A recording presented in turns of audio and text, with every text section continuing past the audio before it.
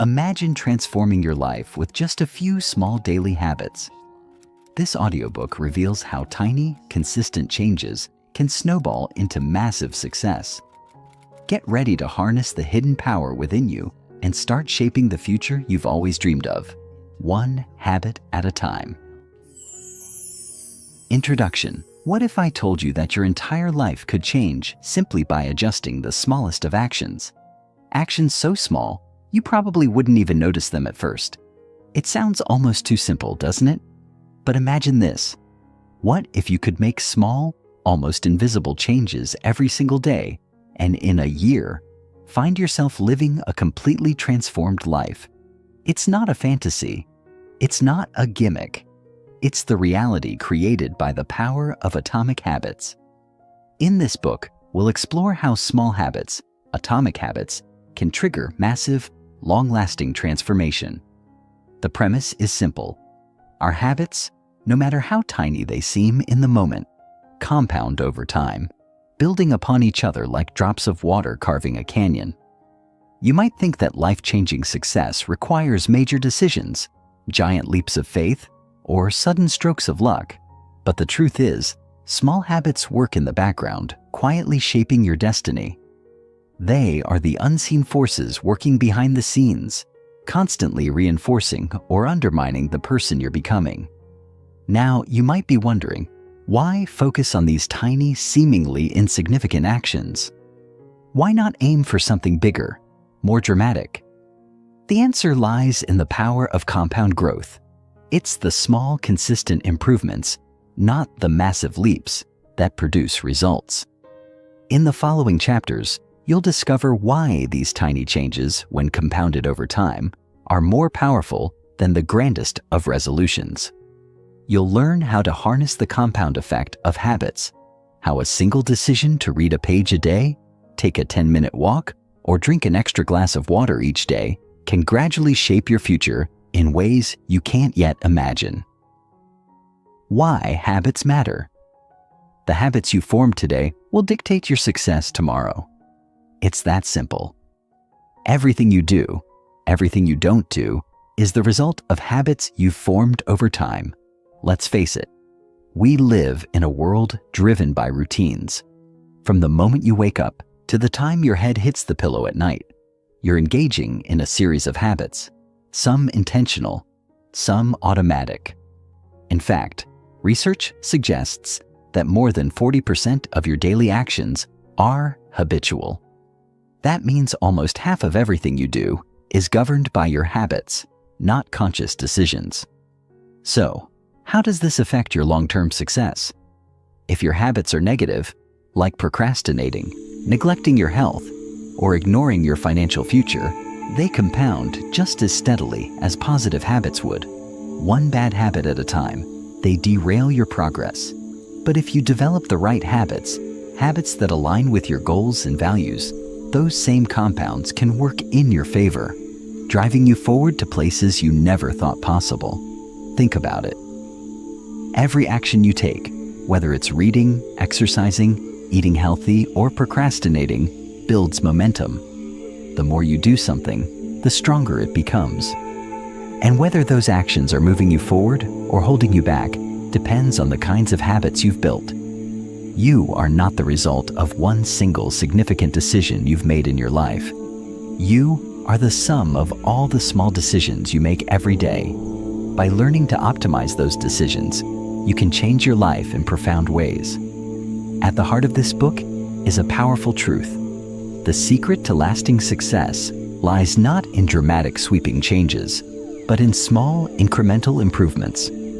We live in a world that celebrates bold transformations, overnight success, dramatic weight loss, groundbreaking achievements. It's easy to get swept up in the idea that only grand gestures lead to greatness. But what if I told you that the key to changing your life doesn't come from grandiose changes, but from the tiny, almost imperceptible ones? This idea of focusing on small habits is rooted in the concept of the compound effect. Imagine if, instead of aiming to lose 30 pounds in 30 days, or writing a novel in a month, you focused on making just a 1% improvement each day. At first, it might seem insignificant. A single page read, an extra 5-minute workout, a quick healthy snack swap. But here's where the magic happens. Over time, those small actions compound.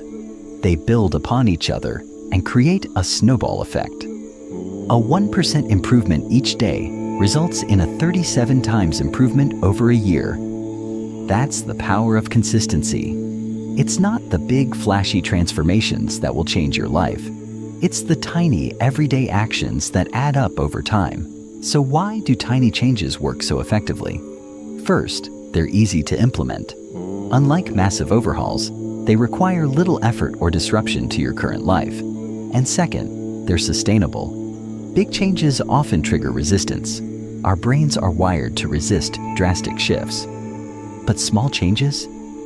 They're hardly noticeable. They slip under the radar of our resistance and become part of our new normal before we even realize it. Over time, these changes become ingrained in our identity, shaping who we are and how we live. The transformation is not forced. It's gradual, smooth, and sustainable. So, how does this all tie into your own personal journey?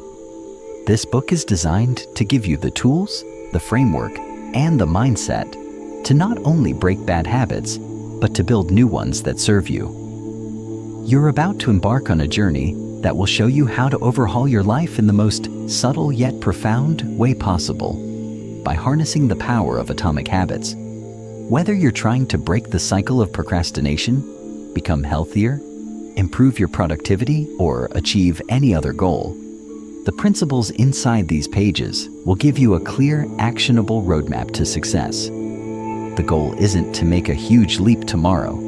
It's to take one small step today that will set the stage for a better future.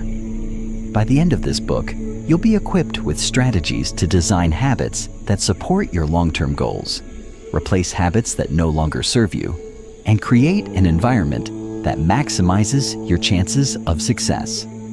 This book isn't just about the theory of habit formation. It's about the practical steps you can take to change your life, one tiny habit at a time. It's time to stop waiting for the perfect moment to transform your life. The perfect moment is now. Every small habit you adopt today will lead you to the person you want to be tomorrow. The journey of transformation starts with a single step. Are you ready to take that first step? Chapter 1. The Power of Small Habits. The Compound Effect of 1% Improvements. Imagine you're standing at the base of a massive mountain, one that seems almost impossible to scale. At first glance, the climb looks too steep, the summit too distant. That's how change often feels. Daunting, overwhelming, and far too ambitious. We've been taught that transformation requires grand gestures, the 30-day cleanses, the all-in fitness plans, the radical resolutions. But what if the secret to real lasting change had nothing to do with these massive overhauls? What if, instead, the key was in something so small, so subtle, that we barely noticed it at all? That's the promise of atomic habits. Tiny behaviors that compound over time to produce extraordinary outcomes. Think about it. If you improved yourself by just 1% every single day, those tiny improvements would multiply. The math is staggering. A 1% improvement each day for a year results in being nearly 37 times better by the end of it. That's not just growth. That's transformation. Not through revolution, but through quiet, daily evolution. And yet, because these gains are so gradual, we often overlook them.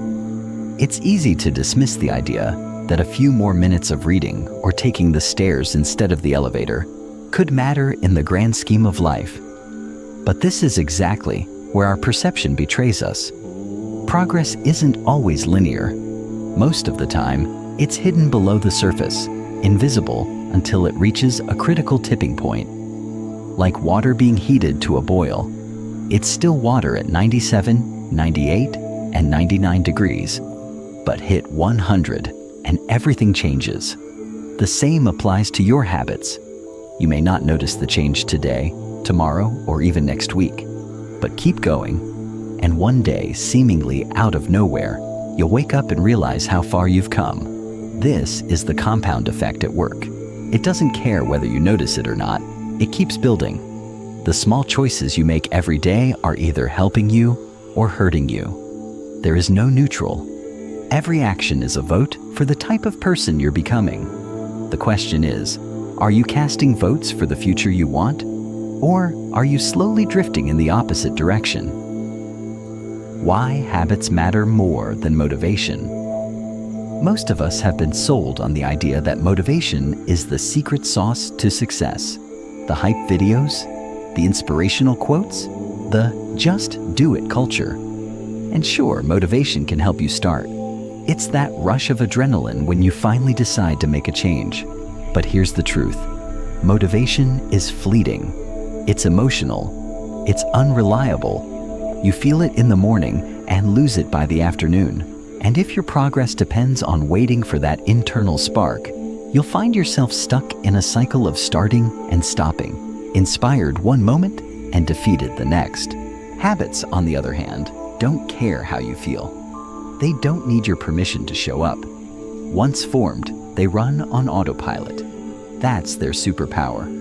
When a habit is wired into your daily rhythm, it becomes effortless. You don't need to convince yourself to brush your teeth in the morning. You just do it. That's the level we want your most important behaviors to reach. Automatic, repeatable, consistent. The beautiful irony is that when you stop chasing motivation and start building systems, the results become inevitable. You no longer rely on willpower to decide whether or not to go to the gym. You've made it a non-negotiable part of your identity. You don't ask yourself whether you should write today. You simply open your notebook because that's what writers do. That shift from emotional decision-making to structured habit execution is where real power lives. The more you depend on motivation, the more vulnerable your progress becomes. But the more you depend on habits, the more secure and sustainable your transformation will be. How small changes create lasting results. We live in a world obsessed with hacks and quick fixes. Everyone wants overnight success. Lose 20 pounds in 2 weeks. Make 6 figures in 30 days. Learn a language in a weekend.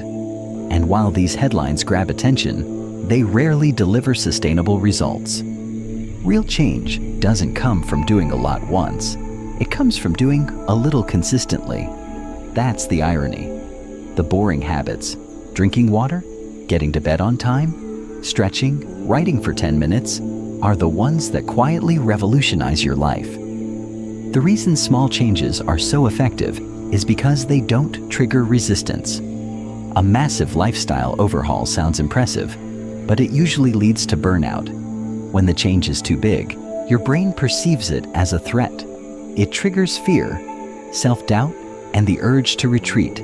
But when the change is small, almost laughably easy, your brain doesn't fight it. It accepts it. And once accepted, it gets repeated.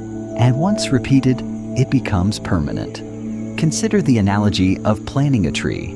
You don't yell at the seed because it hasn't become a forest overnight. You water it, protect it, give it sunlight. You trust the process. In time, the roots grow deeper and the growth accelerates.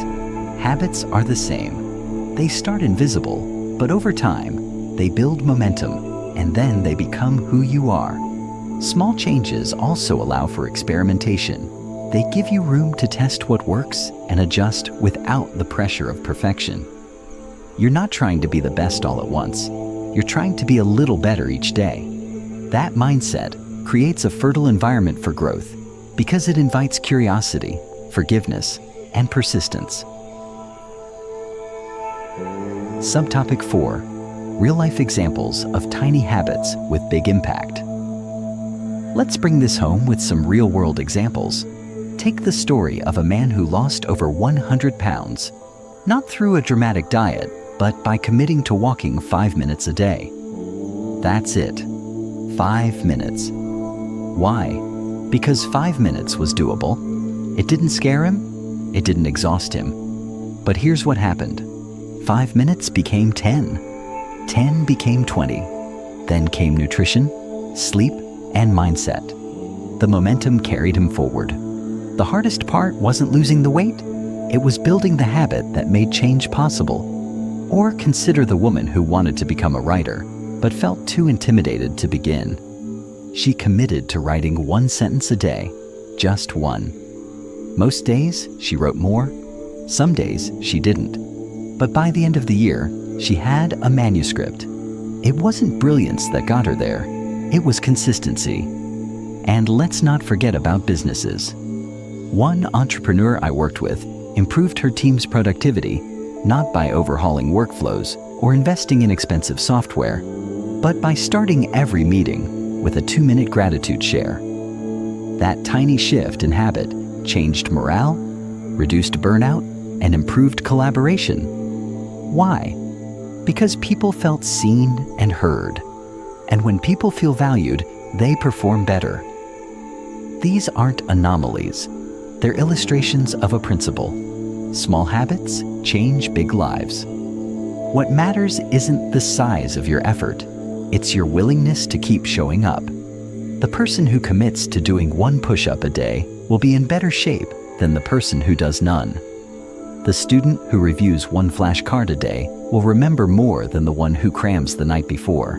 The parent who makes 1 small connection with their child each evening builds a bond stronger than any once-a-year vacation can provide.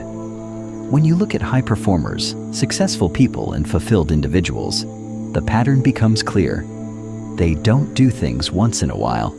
They do the right things consistently.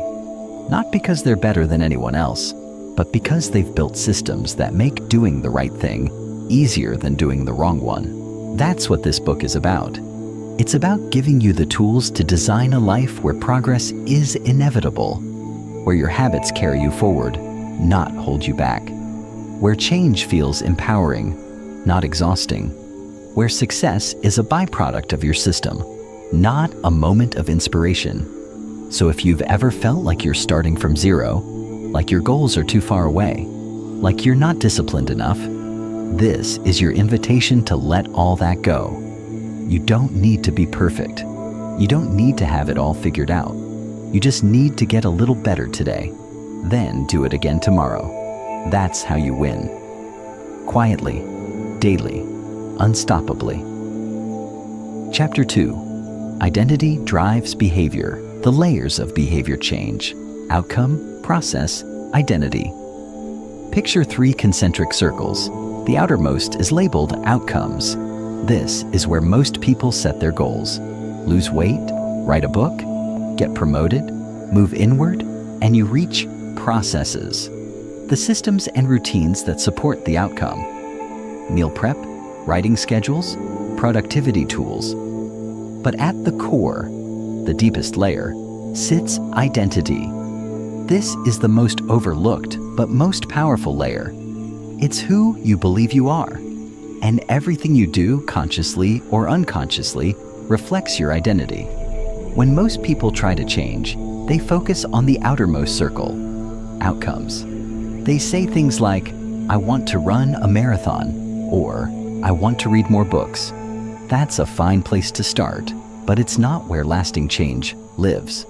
A process can support an outcome, but if your identity doesn't align with the behavior you're trying to build, it's like swimming against the current. You may move for a while, but it will exhaust you. Instead, the real shift happens when you reverse the order. Don't ask, what do I want to achieve? Ask, who do I want to become? Because when your habits emerge from a solid identity, they're no longer just things you do. They become expressions of who you are. If you believe you are a healthy person, going for a run isn't a chore.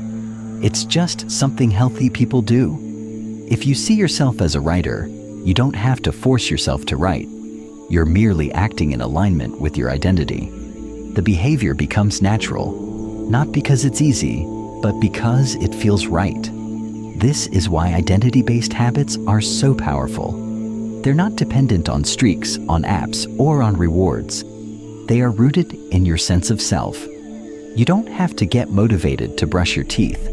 You do it because you're someone who cares about hygiene. That same principle can apply to anything. The challenge is that most people never consciously choose their identity.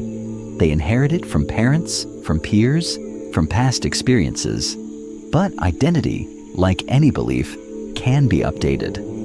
And that's where real change begins. How your habits shape your sense of self-identity is not fixed. It's not carved into your DNA or locked away behind your personality traits. It's a narrative, an evolving story you tell yourself, reinforced by your behaviors. Every action you take is a vote for the type of person you are becoming. If you write one page, you are a writer. If you train one day, you are an athlete. If you meditate for 1 minute, you are someone who values mindfulness. These actions might seem small, even insignificant, but they matter far more than we realize. Our brains are constantly seeking coherence between who we believe we are and what we do. When there's alignment, it feels empowering. But when our actions contradict our identity, we experience discomfort, cognitive dissonance. If you've always believed you're not a morning person, yet you wake up early for several days in a row, your brain is forced to reconsider that belief. You're casting votes for a new identity. And the more votes you cast, the more your self-image shifts. This is why habits are so much more than behavior change tools. They are identity sculptors. Every time you follow through, even in a small way, you are not just changing what you do, you are changing who you believe you are. That's the key difference between people who change temporarily and those who transform permanently.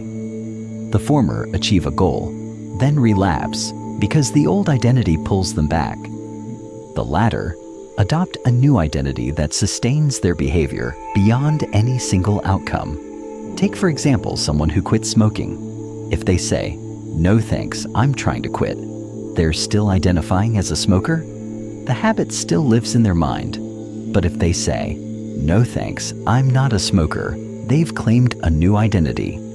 That distinction is subtle, but profound. The more you embody the person you want to become through action, the more believable that identity becomes. First to yourself, then to others. Your habits, then, are mirrors. They reflect your current self-image, and at the same time, they mold your future self. If you want to know who you are, look at what you repeatedly do. And if you want to change who you are, start by changing what you repeatedly do.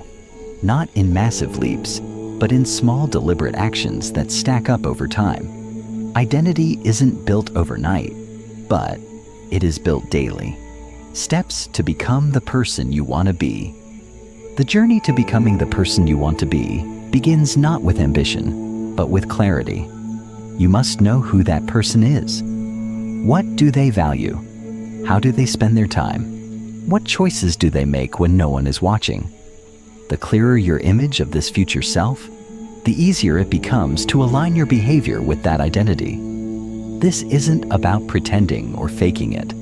It's about behaving your way into belief, proving to yourself, one small win at a time, that you are becoming the kind of person you aspire to be.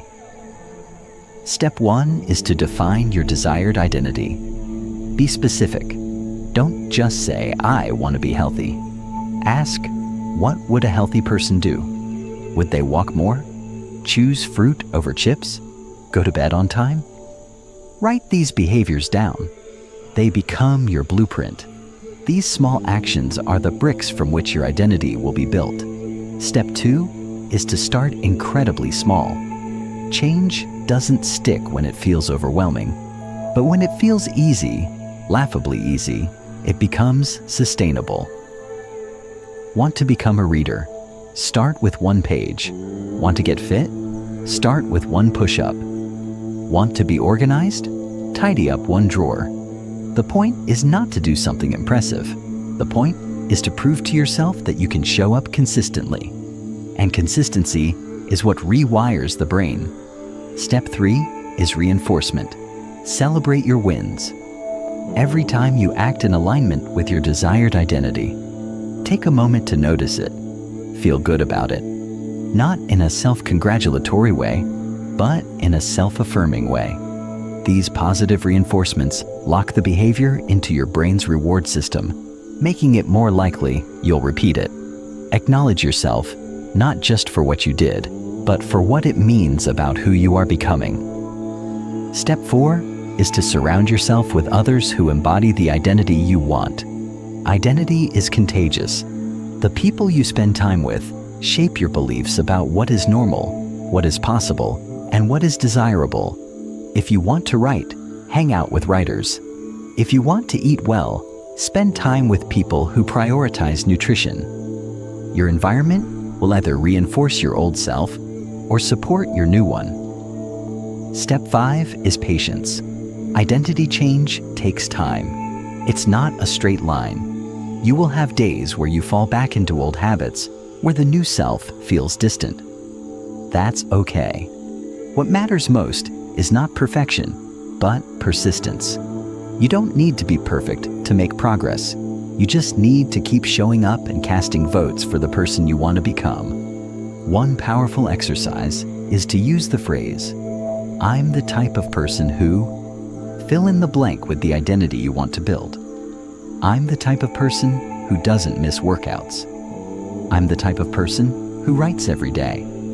I'm the type of person who keeps promises to themselves. Say it, write it, then prove it with action.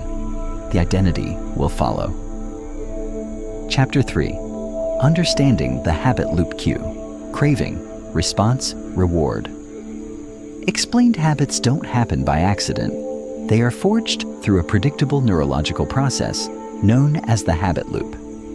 This loop consists of 4 interwoven steps: cue, craving, response, and reward. Together, these steps form a feedback loop that the brain uses to automate behavior. Understanding this mechanism is the key to both building new habits and breaking old ones. Let's begin with the cue. A cue is any trigger that initiates the behavior. It could be the time of day, your emotional state, the presence of other people, or an action you just completed. For example, seeing your phone light up is a cue that prompts you to check a notification. The cue grabs your attention and signals your brain to shift into autopilot. Following the cue is the craving. Cravings are the motivational force behind every habit. You don't just check your phone because it buzzed. You do it because you crave the information, the social connection, or the dopamine hit that comes with it. This is important. You are not driven by the behavior itself, but by the change in state you believe it will deliver. You don't crave brushing your teeth. You crave the feeling of a clean mouth. You don't crave a jog. You crave the energy or confidence it gives you. Then comes the response, the actual behavior. This is what we typically refer to as the habit itself. Whether you do the behavior or not depends on how motivated you feel and how much effort it requires. If the cue is strong and the craving intense, you'll likely respond, especially if the behavior is easy to perform. Finally, there's the reward. Every habit ends in some kind of reward, either external or internal. The reward satisfies your craving and teaches your brain that this loop is worth remembering. It reinforces the connection between the cue and the response, making the behavior more automatic the next time. The brain loves efficiency, so if a behavior reliably leads to a reward, your brain will try to repeat it, often without requiring conscious thought. Understanding this loop gives you a massive advantage. You begin to realize that habits aren't just random quirks of personality. They are deliberate processes that can be redesigned. If you want to build a better habit, you can strengthen each element of the loop. Make the cue obvious. Make the craving attractive. Make the response easy. Make the reward satisfying. Conversely, if you want to break a bad habit, you invert this structure. Make the cue invisible. Make the craving unattractive. Make the response difficult. Make the reward unsatisfying. This framework is a compass. It gives you direction when habit change feels overwhelming and shows you exactly where to make adjustments. Rather than blaming yourself for not having enough willpower, you begin to see how your environment, routines, and emotional states are shaping your actions. And once you see it, you can change it. The brain's automation system. The habit loop is not just a metaphor. It's a reflection of how the brain is structured to conserve energy and process information efficiently. The basal ganglia, a cluster of neurons deep in the brain, plays a central role in the formation of habits. It's like a subconscious manager that stores routines and triggers them when needed. When you perform a new action for the first time, your brain works hard, analyzing, deciding, evaluating. But as you repeat the action and the results become predictable, the decision-making part of your brain, the prefrontal cortex, hands off the task to the basal ganglia. This is why driving feels exhausting the first time but becomes second nature after months of experience. Your brain is literally saving mental energy by storing repeated behaviors into automatic scripts. Automation is a survival strategy. The human brain consumes a tremendous amount of energy, about 20% of your daily caloric intake, despite being just 2% of your body weight. To manage this, the brain automates wherever possible. The more decisions it can outsource to habit, the more energy it can preserve for more complex tasks. That's why your brain loves routines. They require less energy, reduce uncertainty, and free up your attention for things that matter. But this efficiency comes at a price. Once a habit is encoded, the brain resists change. Even if the habit becomes harmful or outdated, it remains stored and ready to be triggered by the same old cue. This is why bad habits feel so hard to break. Not because you're weak, but because your brain is doing exactly what it's designed to do. Repeat what works. This is also why small habits, practiced consistently, have such disproportionate influence over your life. Each repetition strengthens the neural pathway associated with that behavior. Think of it like a hiking trail in the woods. The more you walk it, the clearer and easier it becomes. Eventually, it's the default path. Meanwhile, behaviors you neglect grow overgrown and harder to find. Your brain is constantly pruning and reinforcing neural connections based on use. This means you're not stuck with the habits you have. Your brain is plastic. It can change. But it won't change just because you want it to. You must train it through repetition. The magic of atomic habits is that they capitalize on this system. You don't need to overhaul your life overnight. You just need to start walking a new trail, consistently, patiently, and with trust in the process. Over time, the brain will follow. Identifying loops in your daily life. If you want to master your habits, you must first see them clearly. That begins by identifying the loops already operating in your daily life. Most of our habits run invisibly, triggered and completed with little awareness. To bring them to light, you need to observe without judgment. Become a curious scientist of your own behavior. One powerful tool is the habit scorecard. Take a typical day and write down every habit you perform, from the moment you wake up to the time you go to sleep. Brushed teeth, checked phone, made coffee, scrolled social media, snacked after dinner. Write them all down. Then, next to each habit, mark it as positive, negative, or neutral, based on whether it helps you become the person you want to be. This process may surprise you. You'll start to see just how many actions you perform without thinking, and which of them are quietly steering your life off course. Once you have your habit list, begin to look for the loop. What cues trigger each behavior? Is it a time of day? A specific place? An emotional state, like boredom, stress, or excitement? For instance, maybe every time you feel stressed, you reach for a sugary snack. The stress is the cue. The craving is relief or distraction. The response is eating the snack. The reward is the momentary calm or pleasure. With that loop identified, you gain power. You can't change what you don't see. But once you see it, you can begin to shift the pattern. Perhaps you swap the response. When stress hits, you go for a walk, take deep breaths or journal for 5 minutes, the cue remains, the craving is addressed differently, and the loop is reshaped. Another powerful observation is the concept of habit stacking. This involves identifying a reliable cue in your day and using it as the trigger for a new behavior. For example, if you always brush your teeth in the morning, you can stack a new habit onto it. After I brush my teeth, I'll meditate for 1 minute. This makes the new habit obvious and anchored to something that already happens. You're not inventing a new loop from scratch. You're piggybacking onto an existing one. This approach makes new behaviors feel less intrusive and more integrated into your day. Over time, this stacking creates chains of positive behaviors, each reinforcing the other. Your morning becomes a ritual, your evening becomes a wind-down process, and your days gain a sense of rhythm and purpose. But beyond all techniques, the most important mindset is this: observe your habits with compassion. Don't beat yourself up for bad loops. Don't shame yourself into change. Remember, your habits are not moral failings. They're solutions your brain adopted to meet a need. Some solutions just happen to be outdated, inefficient, or harmful. Your job is not to punish the old habits, it's to replace them with better ones. That begins with awareness. Track the cue, understand the craving, notice the response, reflect on the reward. Each insight brings you closer to the kind of life you want to live. Because once you know your loops, you can design them intentionally. And a life built on intentional loops is a life designed on purpose, not default. Chapter 4.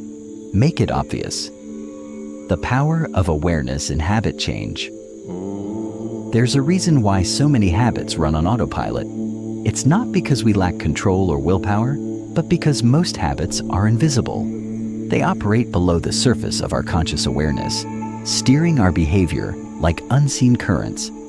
If you want to change your habits, the first and most essential step is to make them visible. You cannot change what you do not notice.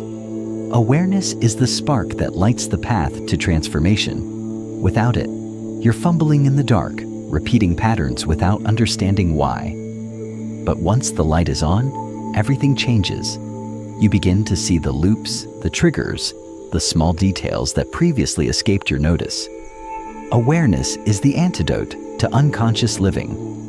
Most people drift through their day reacting to their environment. They check their phones when bored, snack when stressed, scroll endlessly when tired, not because they've made a deliberate choice, but because they've trained themselves to follow environmental cues without thinking. The truth is, your habits are shaped not by your intentions, but by what your senses take in. Sights, sounds, smells, and spaces. Your brain is constantly scanning for signals and associations. A brightly lit screen signals entertainment. The smell of coffee signals morning. Your phone on the nightstand signals bedtime scrolling. These cues, once internalized, quietly drive action. That's why changing your habits begins with changing your awareness of them. One of the simplest and most profound exercises to cultivate this awareness is the habit scorecard. It works like this. Take a regular day and write down every habit you follow from the moment you wake to the moment you sleep. Don't censor. Don't judge. Just observe. Woke up, hit snooze, checked phone, got out of bed, brushed teeth, drank water, made coffee, scrolled news, took a shower. Now, next to each behavior, assign a label: positive plus, negative minus, or neutral equals. This isn't about morality, it's about alignment. Is this habit helping you become the kind of person you want to be? That's the only question that matters. Over time, this process trains your brain to recognize habits in real time. The fog begins to lift, and you can finally see the shape of your patterns. From there, change becomes possible. Habit cues and environmental triggers. Your environment is the silent architect of your behavior. We like to believe that we act from intention, but most of the time, it's our surroundings pulling the strings. Every object, Sound and space sends signals, some subtle, some loud, and these signals become cues that initiate your habits. The couch signals relaxation, the kitchen signals food, the office signals productivity. When your environment is cluttered or chaotic, your habits often follow suit. But when your space is intentional, your habits become aligned. The key to change is learning to design spaces that make good cues obvious and bad cues invisible. Let's take a common example. Snacking. If you leave chips on the counter, you'll eat chips, not because you're especially hungry or lack self-discipline, but because the chips are visible. Visibility leads to action. On the other hand, if you keep fruit on the counter and hide the chips in a high cabinet, the cue changes, and so does your behavior. This principle is called cue priming. You adjust your surroundings to make the cue for a good habit obvious and accessible. It's like placing your guitar in the middle of the room if you want to practice daily, or laying out your workout clothes the night before to prompt morning exercise. Each visible item becomes a nudge toward the behavior you want to reinforce. This is why habit change is not just about motivation. It's about configuration. You can't rely on willpower forever. Motivation is fleeting, but your environment is always present. When you walk into a room, your behavior often defaults to what the room asks of you. If your phone is the first thing you see on your desk, checking notifications will likely be your first act. But if a journal is there instead, reflection becomes the default. Subtle shifts in what you see can lead to massive shifts in what you do. This is the genius of environmental design. It removes friction, not by forcing you to do more, but by inviting you to do less of what doesn't serve you and more of what does. Effortlessly, consistently, and without decision fatigue. The same logic applies to digital environments. If you want to read more, put your Kindle app on your home screen and bury social media in a folder. If you want to write more, create a minimalist workspace with fewer tabs and no distractions. Your screens are spaces too, and their layout matters. Make good cues digital defaults. The more intentional you are about your spaces, both physical and virtual, the more naturally your desired habits will emerge. Don't fight your environment. Shape it. Let your surroundings whisper reminders of who you want to become. How to use habit stacking and design for success. Once you're aware of your habits and you've started shaping your environment to make good cues obvious, the next step is to tie new habits to existing routines. This is where habit stacking becomes your superpower. The idea is simple but powerful. Link a new habit to a current one by using a formula like, after current habit, I will new habit. This works because your brain already recognizes the cue and performs the existing habit automatically. By attaching a new behavior to that same cue, you're piggybacking on a neural pathway that already exists. For example, after I pour my morning coffee, I will write down 3 things I'm grateful for. Or, after I brush my teeth, I will meditate for 1 minute. This method eliminates the friction of finding a time or place to insert a new habit. Instead, you use what's already there. But the true magic of habit stacking lies in its flexibility. You can tailor it to your rhythm, your lifestyle, your goals. A parent might stack a moment of mindfulness after packing their child's lunch. A professional might stretch for 5 minutes after every Zoom call. The beauty is in the pairing. When you connect the new habit with an existing anchor, you create a ritual. And rituals are more likely to stick than random behaviors. They feel natural, integrated, and satisfying. Over time, these micro-routines build into keystone habits, those that trigger a cascade of other positive behaviors. One habit feeds another, and your days begin to flow with greater ease and purpose. Still, even with habit stacking, it's essential to support your behaviors with thoughtful design. Make the cue for your new habit as obvious as possible. Want to start journaling? Keep your notebook open on your pillow as a cue to write before bed. Want to start reading daily? place your book on your keyboard or remote. The goal is not to force yourself to remember. It's to make remembering unnecessary. The more visual, spatial, or sensory the cue, the stronger its pull. You are working with your brain's natural wiring, not against it. Each cue becomes a silent assistant, gently guiding your attention and action. And when you get this right, your habits begin to feel less like tasks and more like the natural rhythm of your life. Let's take this a step further. Design your entire space to be a map of who you want to become. If you want to be more creative, create a nook for writing or drawing that's free from clutter and full of inspiration. If you want to move more, keep a yoga mat in the corner of your bedroom, not hidden in a closet. Each element of your environment can serve as a mirror of your identity and progress. This is the core idea. Make the cues that matter obvious, intentional, and inspiring. Because when you see better, you do better. When your spaces are aligned with your values, your actions follow. Habit change becomes not just achievable, but inevitable. Chapter 5. Make it attractive: motivation and the role of dopamine. At the core of every habit lies an emotional spark. Before the first action, before the repetition, and even before the thought itself, there is a sensation, a pull that draws us forward. This pull is often misunderstood as motivation, but its deeper identity is rooted in biology. It's dopamine. This single neurotransmitter, so often associated with pleasure, is actually about anticipation. It's the chemical of wanting, not necessarily the chemical of liking. When your brain senses a cue that promises a reward, dopamine surges, lighting up neural pathways that push you toward action. And this is the secret to making a habit stick. It must feel good before you even begin. If a habit feels like a chore, you'll avoid it. But if it feels rewarding, exciting, even seductive, your brain will start looking for ways to repeat it. You won't just follow the habit, you'll crave it.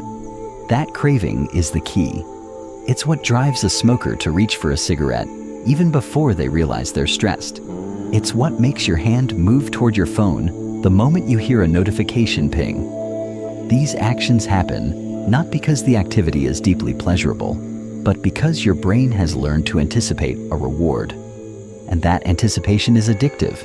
In fact, studies have shown that dopamine spikes not when we receive a reward, but when we expect one. The act of looking forward to the pleasure is what hooks us in. This means if we want to build better habits, we need to make the anticipation itself attractive. The more we associate our habits with positive expectation, the more magnetic they become. So, how do we apply this? First, reframe how you see the habit. If you view exercise as painful, you'll avoid it. But if you see it as a form of freedom, energy, or confidence, it becomes attractive. This shift doesn't happen by accident, it's intentional. Use mental association to your advantage. Think of journaling not as a task, but as an act of self-care. View cooking not as a chore, but as an art or a gift to your health. The stories you tell yourself about your habits will determine whether you pursue them or push them away. And as you begin to associate your habits with pleasure, your brain will naturally incline toward them. You'll start to crave what's good for you, and that's when true change begins. How to reframe habits and use temptation bundling. To make a habit attractive, you must go deeper than the behavior itself. You have to reshape the emotional narrative tied to it. This is where reframing comes into play, a cognitive technique that turns obligation into opportunity. Instead of saying, "I have to write today," say, "I get to explore my ideas." Instead of thinking, "I must eat healthy," say, "I choose food that energizes me." This isn't just feel-good language. It's neuro-linguistic programming at its most practical. The words you use shape your emotional landscape, and your emotions shape your habits. When you reframe a habit as something you want rather than something you should, resistance weakens and motivation strengthens. You stop fighting the habit and start flowing with it. Still, Even the best mental reframing can benefit from a little help. That's where temptation bundling comes in. The idea is to link a habit you need to do with a habit you want to do. For instance, you might only listen to your favorite podcast while jogging, or allow yourself a fancy coffee only while reading a nonfiction book. This method works because it pairs the anticipation of pleasure, dopamine-driven, with the behavior you're trying to reinforce. Your brain begins to look forward to the habit because it's tied to something it enjoys. Over time, this anticipation merges with the behavior itself, making the entire habit loop more desirable. The real power of temptation bundling lies in its personalization. It's not about following someone else's formula. It's about discovering what genuinely delights you and using that as leverage. If you love music, save your favorite playlist for house cleaning. If you're a gamer, reward a study session with 30 minutes of play. By strategically placing pleasure after discipline, you create a neurological bridge that makes the path to good habits not only easier, but enjoyable. And enjoyment is underrated. We've been conditioned to believe that success requires struggle, but in truth, sustainable success comes from finding ways to enjoy the process. When a habit feels like a reward in itself, you no longer need to rely on brute force. You're pulled forward by delight, not pushed by guilt. Using social influence to your advantage. Humans are deeply social creatures. Long before we lived in cities or typed on keyboards, we survived in tribes. Belonging was not a luxury. It was life or death. And that evolutionary wiring still runs through our brains. We don't just adopt habits based on logic. We adopt them based on what's normal in our group. If your friends drink every weekend, chances are you do too. If your coworkers obsess over productivity tools, you'll probably start exploring them. We imitate those around us not out of weakness, but out of a deep-seated need to belong. Understanding this gives us a powerful tool for change: social alignment. When we align ourselves with people who embody the habits we desire, we make those habits more attractive by default. This is why environment isn't just physical, it's social. The people you spend time with shape your behavior more than you realize. If you want to build better habits, start by auditing your social circle. Who inspires you? Who drains you? Who normalizes laziness? And who normalizes excellence? It's not about cutting people off. It's about curating influence. Spend more time with those who live the way you want to live. Join communities, online or offline, where your desired behavior is not only accepted, but celebrated. Want to write? Join a writing group. Want to eat healthier? Hang out with people who prioritize wellness. Immersion leads to transformation. When the people around you value the same habits you're trying to build, those habits become part of your identity. Not because you're trying to fit in, but because you're already in. Even subtle exposure to the right people can trigger habit change. Watching a YouTuber who preps meals weekly may nudge you to organize your kitchen. Seeing a friend post about their morning meditation can inspire you to try the same. This is the power of cultural magnetism. We're wired to look around and ask, what's everyone else doing? If you don't choose the culture you belong to, the culture will choose you, and it might not align with your goals. So be proactive. Surround yourself with role models. Follow people whose values mirror your aspirations. Celebrate progress together. Build accountability not just through willpower, but through connection. Habits thrive in community. When you're surrounded by people who make the right things look cool, effortless and natural, change feels less like self-improvement and more like self-expression. You're not fighting to become someone new. You're simply becoming more of who you already are, reflected through the tribe you choose. Chapter 6. Make it easy. The law of least effort in human behavior. Every organism in nature, humans included, follows a basic rule: conserve energy. It's not just a principle of survival, it's an instinct baked into our biology. Our brains are constantly evaluating situations to determine the path of least resistance, seeking ways to achieve a desired outcome while expending the smallest possible amount of energy. In the wild, this evolutionary advantage helped us survive. In modern life, it still plays a central role, but in more nuanced ways. Think about the choices you make on an average day. When given two options, one slightly easier than the other, you likely drift toward the simpler path without conscious thought. You don't choose the better route. You choose the easier one. The same applies to habits. If building a good habit feels like a grind, your brain will resist it. But if it feels effortless or close to it, you're far more likely to follow through. This natural bias toward ease is not a weakness, it's a compass. Rather than fighting against it, the wise approach is to design your environment and routines to align with it. Making a habit easy is not about being lazy, it's about being strategic. It's recognizing that success doesn't come from pushing harder, but from removing obstacles. Take reading, for example. If your goal is to read more books, but your bookshelf is in a dusty corner and your phone is always in your hand, guess what you'll default to? The screen. But if you place your current book on your pillow or on your morning coffee tray, you create friction for avoidance and ease for action. Every habit you want to build becomes exponentially more likely when it's simpler to start. Small shifts like this, placing a yoga mat in the middle of the room, laying out your gym clothes the night before, pre-chopping vegetables on Sunday, create frictionless beginnings. And in the realm of habits, starting is everything. The law of least effort also explains why bad habits flourish so easily. It takes no effort to scroll, binge, or snack. These actions are instantly accessible and offer quick satisfaction. That's not because we're flawed. It's because those actions are designed to be easy. The path forward, then, is to reverse engineer this principle. Make the good habits easier than the bad ones. Instead of fighting temptation with willpower, redesign your environment to make the right choice the natural choice. The easiest path should also be the one that leads you where you want to go.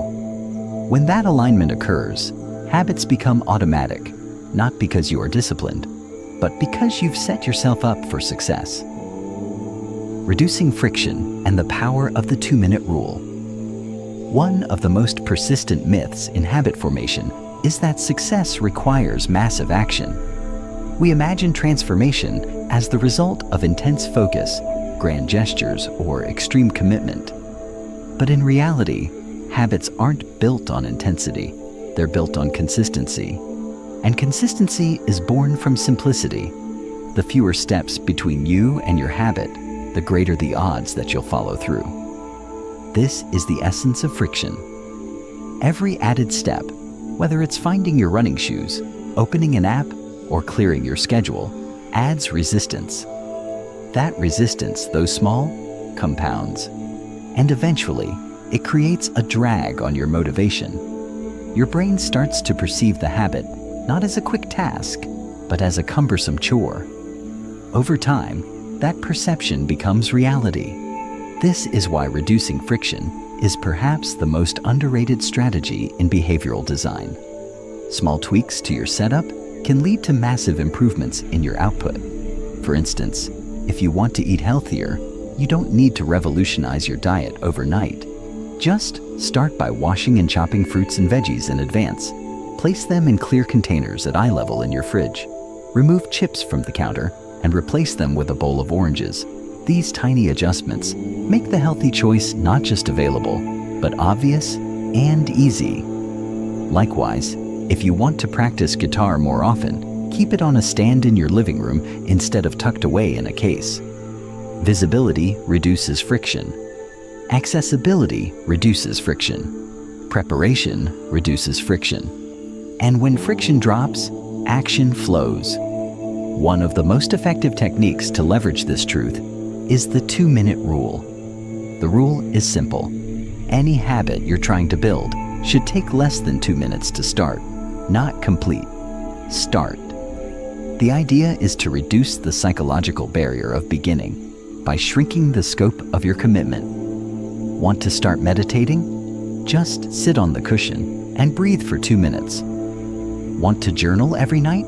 Start with 1 sentence. Want to get fit? Put on your shoes and walk around the block. These acts might seem trivial, but they are incredibly powerful. They signal to your brain that the habit is non-threatening, doable, and easy. Once you're in motion, inertia takes over. Starting begets continuing. Over time, these micro-beginnings evolve naturally into longer, more substantial actions. But the brilliance of the 2-minute rule is that it doesn't require that outcome. The act of starting becomes its own success.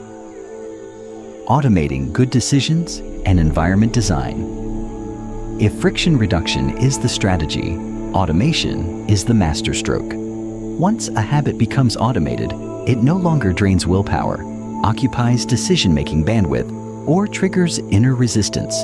It simply becomes part of who you are. Automation can take many forms. It can be technological, using apps to track progress, reminders to prompt behavior, or subscriptions to deliver healthy meals or gym classes. It can be procedural, blocking out the same time each day for a certain activity, establishing clear morning and evening routines, or batching tasks to reduce mental load. But the ultimate form of automation is environmental. When your environment is optimized for your habits, behavior change becomes almost inevitable. Consider your digital environment. If your phone is a portal to distraction, place it in another room when working. Use app blockers to remove the decision altogether. Your physical space is equally influential. Want to write more? Set up a writing nook that's always ready. Want to stretch every day? Place a mat beside your bed. The environment doesn't just support your behavior, it shapes it. In fact, studies show that context is often a stronger predictor of behavior than intention. You might intend to work out every morning, but if your clothes are buried in a drawer and your alarm is your phone filled with notifications, your good intentions collapse under environmental noise. Conversely, a tidy, optimized space removes barriers, triggers action, and reinforces identity. When you begin designing your environment around your habits instead of your habits around your environment, you reclaim agency over your actions. You no longer have to remember to do the right thing. It becomes the default. You no longer rely on mood or motivation. It becomes irrelevant. Your surroundings guide you, nudge you, and support you. The beauty of automation is that it doesn't feel like discipline. It feels like ease. When brushing your teeth, locking the door, or washing your hands, you don't debate whether or not to do them. You just do. That's the goal of every powerful habit, to become as effortless and automatic as the things you already do daily. And the way to get there is not through willpower, but through thoughtful, deliberate design. The easier you make the habit, the less resistance you'll face, and the more unstoppable you'll become. Chapter 7. Make it satisfying. Why immediate rewards matter in a world increasingly focused on long-term gains and delayed gratification. We often forget that human behavior is still governed by primitive wiring. Our ancestors weren't strategizing 5-year goals or tracking their macros.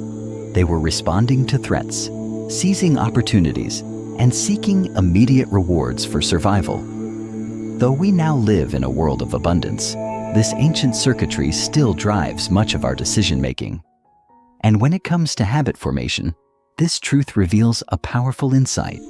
If a habit doesn't feel good in the moment, your brain will resist repeating it.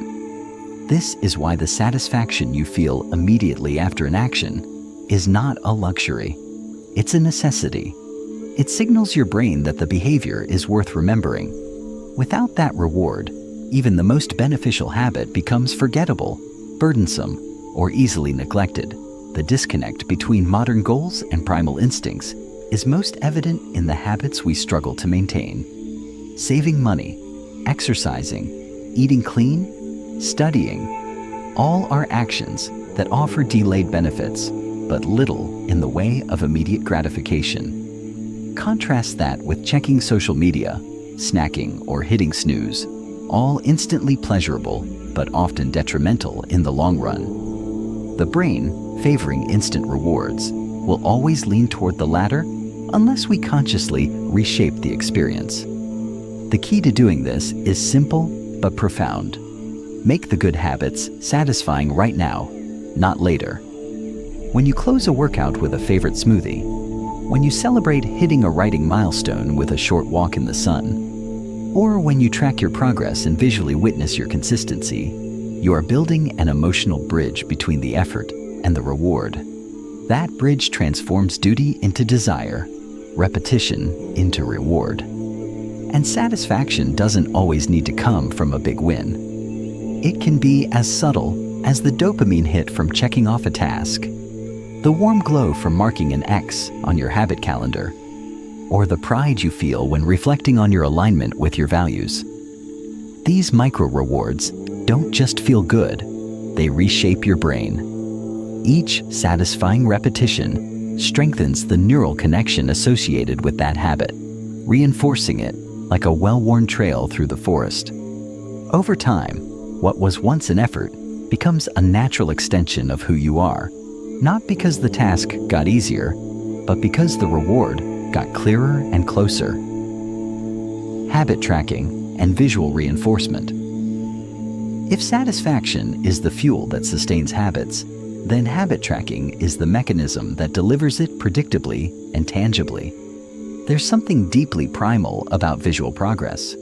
The act of seeing your effort reflected back to you on a calendar, app, or checklist triggers a psychological reward that is often more powerful than the reward itself.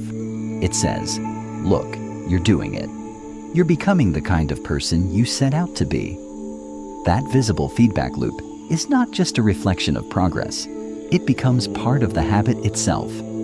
The more you mark your success, the more invested you feel in protecting the streak. What starts as a simple check mark becomes a badge of identity, and that badge motivates future action in ways motivation alone cannot. Tracking transforms abstract effort into concrete proof. Without it, our brain tends to discount how far we've come.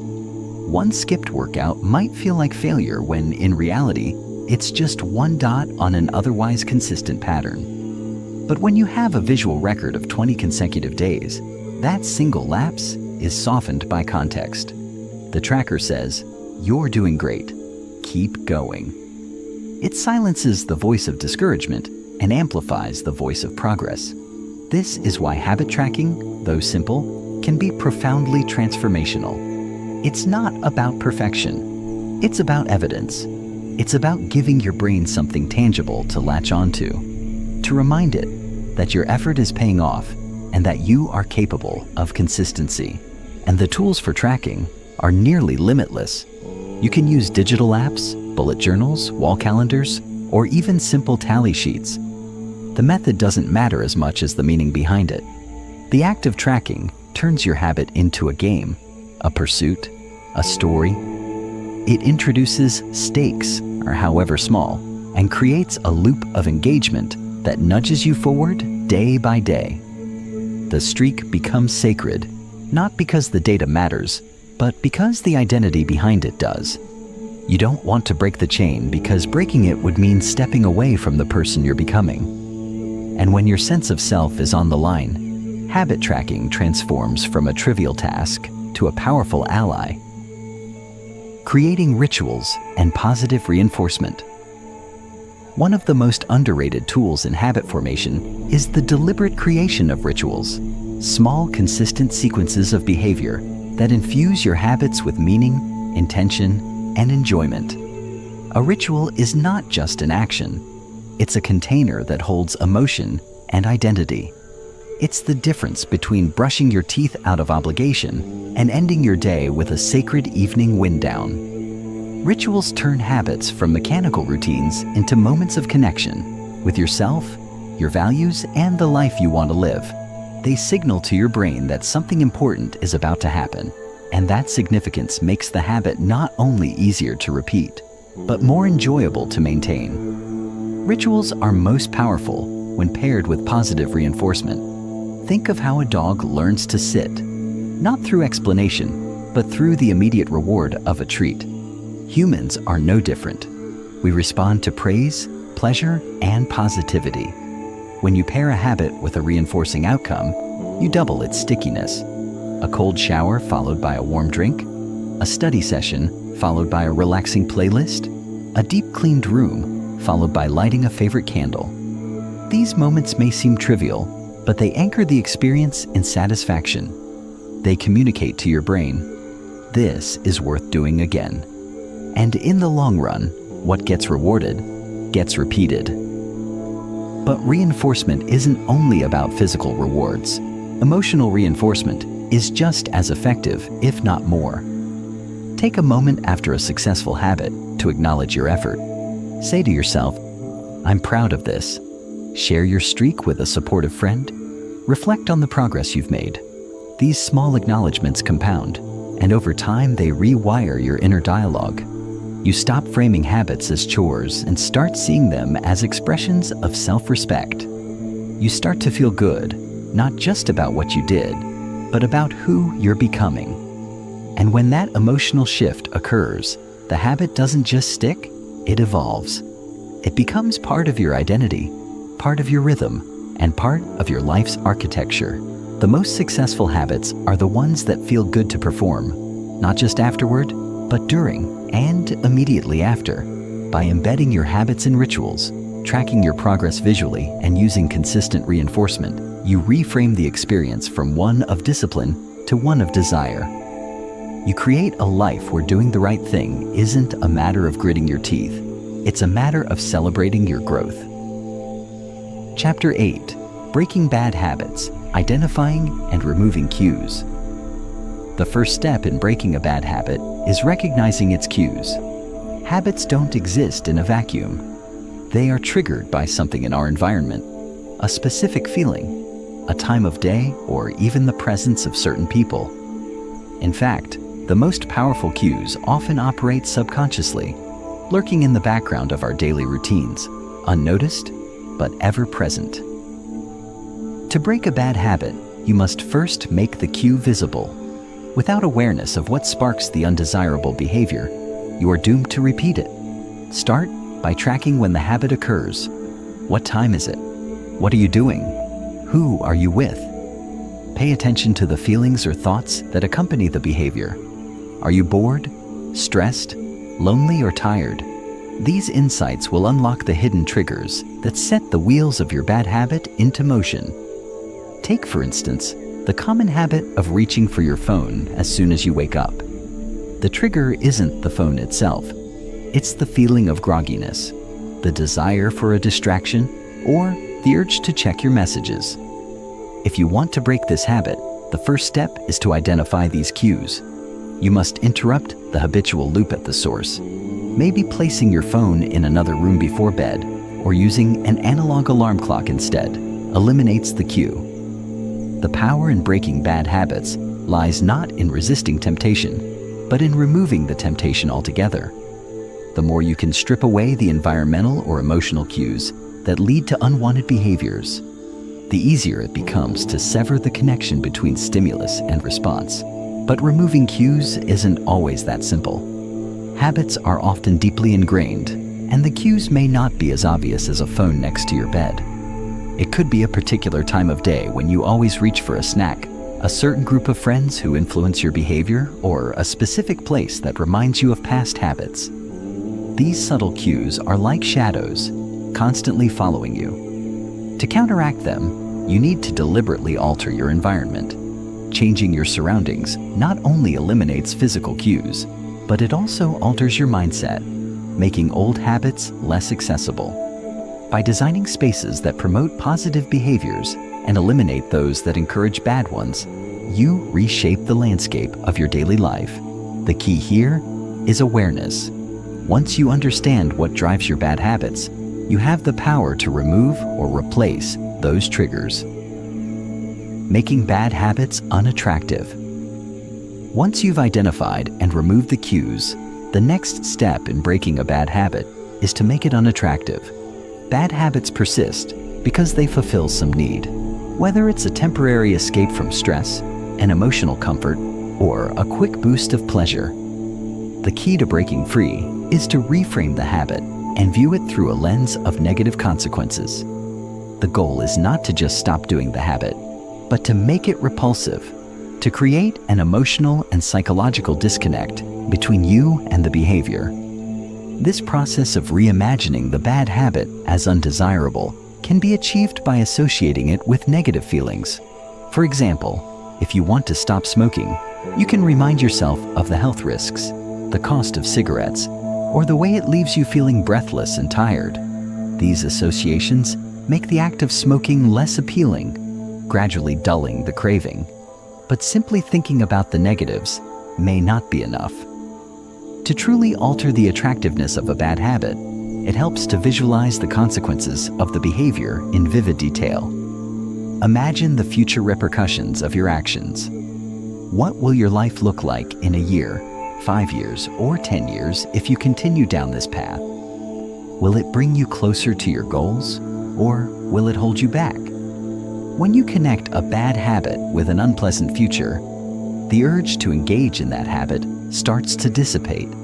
On a more practical level, the power of visualization can be amplified through commitment devices, strategies that create negative consequences if you follow through with the habit. This could be as simple as giving a friend money for every cigarette you smoke, or donating to a cause you oppose every time you overeat. These commitment devices add external pressure, making the habit feel not only unattractive but also socially and personally costly. The more you can tie negative emotions to your bad habits, whether through personal reflection, environmental triggers, or external consequences, the easier it becomes to resist their pull. Replacing bad habits with better ones. The most effective way to break a bad habit is not to simply stop doing it, but to replace it with a better habit. Often, bad habits thrive because they satisfy a deep-seated need, whether it's stress relief, boredom, or a sense of accomplishment. The challenge isn't just to stop the undesirable behavior, it's to find a new behavior that provides the same reward. If you simply try to stop the bad habit without filling the void, you risk falling back into old patterns. But when you replace it with a more positive alternative, the habit formation process becomes smoother and the chances of success increase exponentially. Start by identifying what need your bad habit is fulfilling. Are you reaching for a sugary snack because you're stressed? Replace it with a healthier coping mechanism, like a 5-minute breathing exercise, a brisk walk, or even a warm cup of herbal tea. The key is to make the replacement as easy and accessible as the bad habit itself. If you're struggling to break a habit of scrolling through social media mindlessly, replace it with something that brings you a sense of satisfaction, like reading a chapter of a book, journaling, or listening to a podcast. The more you engage in the new habit, the more your brain will begin to associate the new behavior with the same reward that the bad habit used to offer. Over time, the new behavior will become just as automatic, if not more so, than the old one. In many cases, it's not enough to simply replace the habit with a more positive one. You also need to make it enjoyable. This is why habit stacking, or pairing a new behavior with something you already enjoy, is so powerful. For instance, if you want to replace a late-night snack with a healthier habit, you could pair it with something that brings you joy, like watching your favorite show while stretching or meditating. The pairing creates an immediate reward that helps you anchor the new behavior in something satisfying. Similarly, if you're trying to break the habit of procrastination, try pairing a task you dislike with a small treat, such as a piece of chocolate or a quick break afterward. By replacing a negative habit with a positive, enjoyable one, you create a seamless transition that doesn't require fighting cravings or battling resistance. It simply becomes part of your routine. Breaking a bad habit is not about depriving yourself or relying on willpower to muscle through it. It's about understanding the underlying needs, removing the triggers, making the bad habit unattractive, and then filling the void with something better. As you slowly rewire your brain through consistent, thoughtful action, the bad habit fades into the background and the new behavior takes root. Just like a weed being replaced by a new plant, it's a gradual, intentional process, and with time, the power of the bad habit weakens until it no longer holds sway over your life. Chapter 9. Designing a habit system. Building a sustainable daily routine. When it comes to building lasting habits, the most critical factor isn't motivation nor willpower, but design. A sustainable habit system isn't about achieving sudden bursts of productivity, but about embedding small, incremental actions into the natural rhythm of your day. This system needs to be practical, flexible, and embedded in your lifestyle. It's about creating a flow that integrates seamlessly with the other elements of your life. If your daily routine feels chaotic or unsustainable, your habits will likely be short-lived, no matter how strong your initial intentions are. The secret is not in creating the perfect system, but in creating a system that you can sustain through the ups and downs of daily life. A sustainable routine begins with understanding the rhythms of your day. Everyone has natural ebbs and flows of energy, and recognizing this is essential. Trying to force yourself into a rigid schedule that doesn't take your energy levels into account will only set you up for failure. Instead, design your routine around your most productive times and allow for flexibility when you're feeling less focused. For example, if you're a morning person, schedule your most important tasks, such as writing, exercising, or meditating, early in the day when your energy is highest. If you're more of an evening person, reserve that time for deep work or creative projects and leave lighter tasks for the morning. This tailored approach allows you to leverage your natural energy, making it easier to follow through on your habits. But designing a sustainable routine isn't just about timing. It's about creating a habit ecosystem. This ecosystem is composed of small, interconnected habits that work together to support your overall well-being. For example, a morning routine might include meditation, a glass of water, a healthy breakfast, and a short walk. Each habit reinforces the next, creating a positive feedback loop. The goal is not to overwhelm yourself with a dozen new habits all at once, but to focus on building a small number of foundational habits that set the tone for the rest of the day. Once these basic habits are firmly established, you can slowly add new elements to your routine, layer by layer.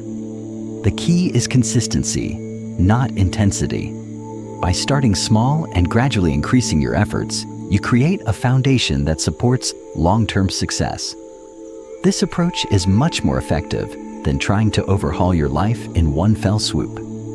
Another essential aspect of building a sustainable routine is to be mindful of your environment. Your physical and mental environment plays a huge role in supporting or hindering your habits. Set up your space in a way that makes it easy to follow through on your goals. Keep your workout clothes in plain sight, place healthy snacks within easy reach, and eliminate distractions from your workspace. Your environment should act as a silent partner in your habit-building efforts, making the right choices more convenient and the wrong ones more difficult. But a good system also involves emotional and psychological support. Make your habits something you look forward to, rather than something you dread. By designing a routine that is energizing and rewarding, you align your habits with your values and desires, making them a natural part of your day rather than a burden. Prioritizing consistency over intensity. When it comes to habit formation, we often place too much emphasis on intensity, on pushing ourselves to the limit or achieving massive results right away.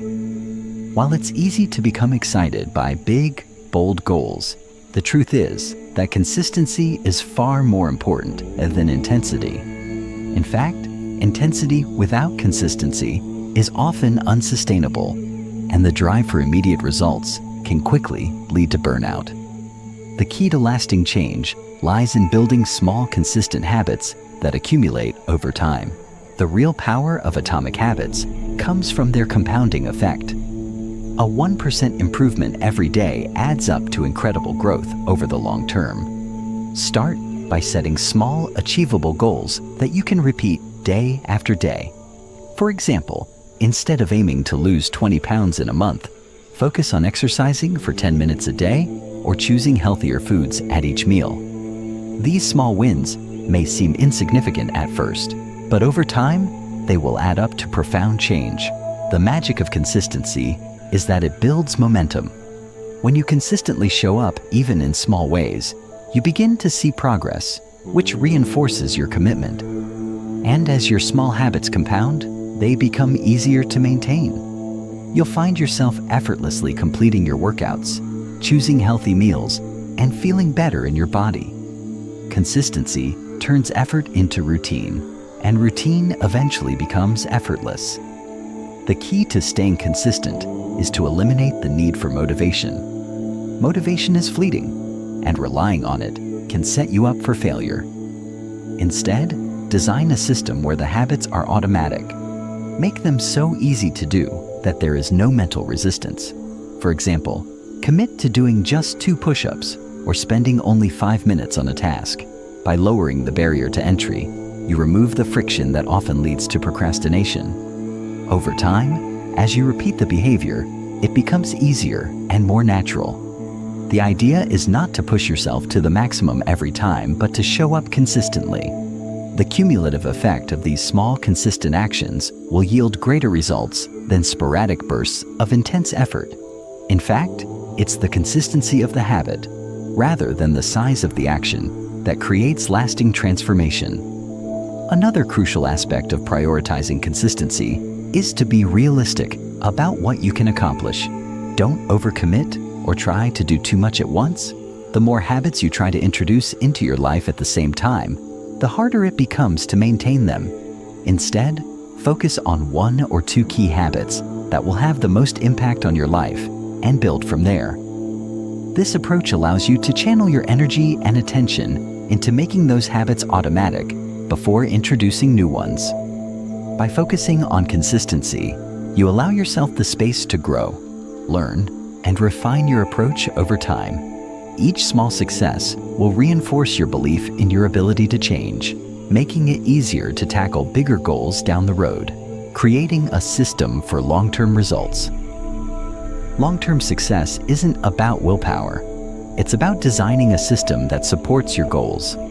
A system is a set of processes and habits that align with your long-term vision. It's a blueprint for success, one that can evolve and adapt as you grow. Rather than focusing on one-time goals or short-term outcomes, think about creating a system that facilitates continuous improvement. To design such a system, it's crucial to start with your long-term vision and break it down into actionable, daily steps. These steps should be simple, manageable, and sustainable, creating a steady momentum toward your goals. One of the most effective ways to design a long-term habit system is to use the concept of habit stacking. This involves linking a new habit to an existing one, making it easier to adopt and integrate. For example, if you already have a habit of brushing your teeth every morning, you can stack a new habit, such as doing 5 minutes of stretching right after it. The existing habit becomes the cue for the new habit, and the repetition of this sequence will reinforce the new behavior over time.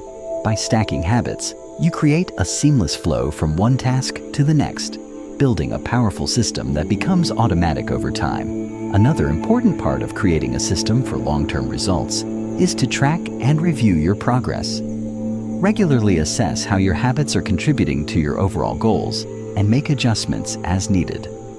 Habit tracking not only provides a clear record of your achievements, but it also helps you identify patterns, triggers, and areas for improvement. By staying connected to your progress, you can stay motivated, celebrate your wins, and make the necessary changes to stay on track. The key to long-term success is to continuously refine your system, ensuring that it remains aligned with your values and evolving goals. Remember, the most effective systems are those that are dynamic, allowing room for growth and adaptation as you learn and change. Chapter 10: Motivation is Overrated. Why discipline beats inspiration. One of the most misleading beliefs about habit formation is the assumption that motivation is the driving force behind change. We often look to motivation as the catalyst for taking action, believing that if we just find enough inspiration or spark the right kind of enthusiasm, we'll be able to conquer any goal. But the reality is far from that. Motivation is unreliable and fleeting. It can surge one day and vanish the next, leaving us stuck when it fades. This is why relying on motivation alone is a recipe for failure, and why discipline is far more important. Discipline is the ability to show up consistently, regardless of how you feel in the moment. While motivation can be powerful when it arrives, discipline ensures that you keep moving forward even when motivation isn't there to propel you. The truth is, motivation rarely strikes at the exact right moment. It often comes when you least expect it, and just as easily, it can vanish in an instant. Imagine trying to exercise only when you feel motivated to do so. Some days, you'll be full of energy and eager to work out, while on other days, you'll struggle to get off the couch. The inconsistent nature of motivation makes it an unreliable ally in your pursuit of change. This is where discipline steps in. Discipline isn't about waiting for the right moment to act. It's about committing to the process, regardless of how you feel. It's the willingness to show up even when you're tired, distracted, or unmotivated. By cultivating discipline, you create a solid foundation for success, regardless of external factors. The beauty of discipline is that it builds momentum. When you consistently show up, even on days when motivation is absent, you start to experience the benefits of your actions. These small, consistent actions compound over time, leading to significant change. It's through the process of showing up day after day that you build the habits that lead to lasting success. And while motivation may come and go, discipline will keep you on track. Over time, the more disciplined you become, the more motivation you'll generate by simply taking action. Your routine will become ingrained, and the need for external inspiration will diminish. The key is to stop waiting for motivation to strike and instead focus on creating a system that allows you to act without it. Ultimately, the ability to act without relying on motivation is what separates those who achieve their goals from those who don't. While motivation can give you a burst of energy, it is discipline that keeps you going when things get tough. Discipline is the quiet force that allows you to build habits that stick, ensuring that you can maintain momentum even when the initial excitement fades. By focusing on building discipline, you give yourself the tools to create lasting change, independent of the whims of motivation. How to build momentum with small wins. The process of building momentum is one of the most powerful tools in habit formation, and it begins with small wins. Small wins are the stepping stones that lead to larger victories. When you accomplish something, no matter how small, it fuels your sense of progress and makes the next step feel that much more achievable. It's easy to overlook small achievements in favor of bigger, more dramatic results, but it's these small wins that provide the foundation for sustained progress. Whether it's taking the first step in a new workout routine, reading a single page of a book, or making a healthy food choice, these actions are not insignificant.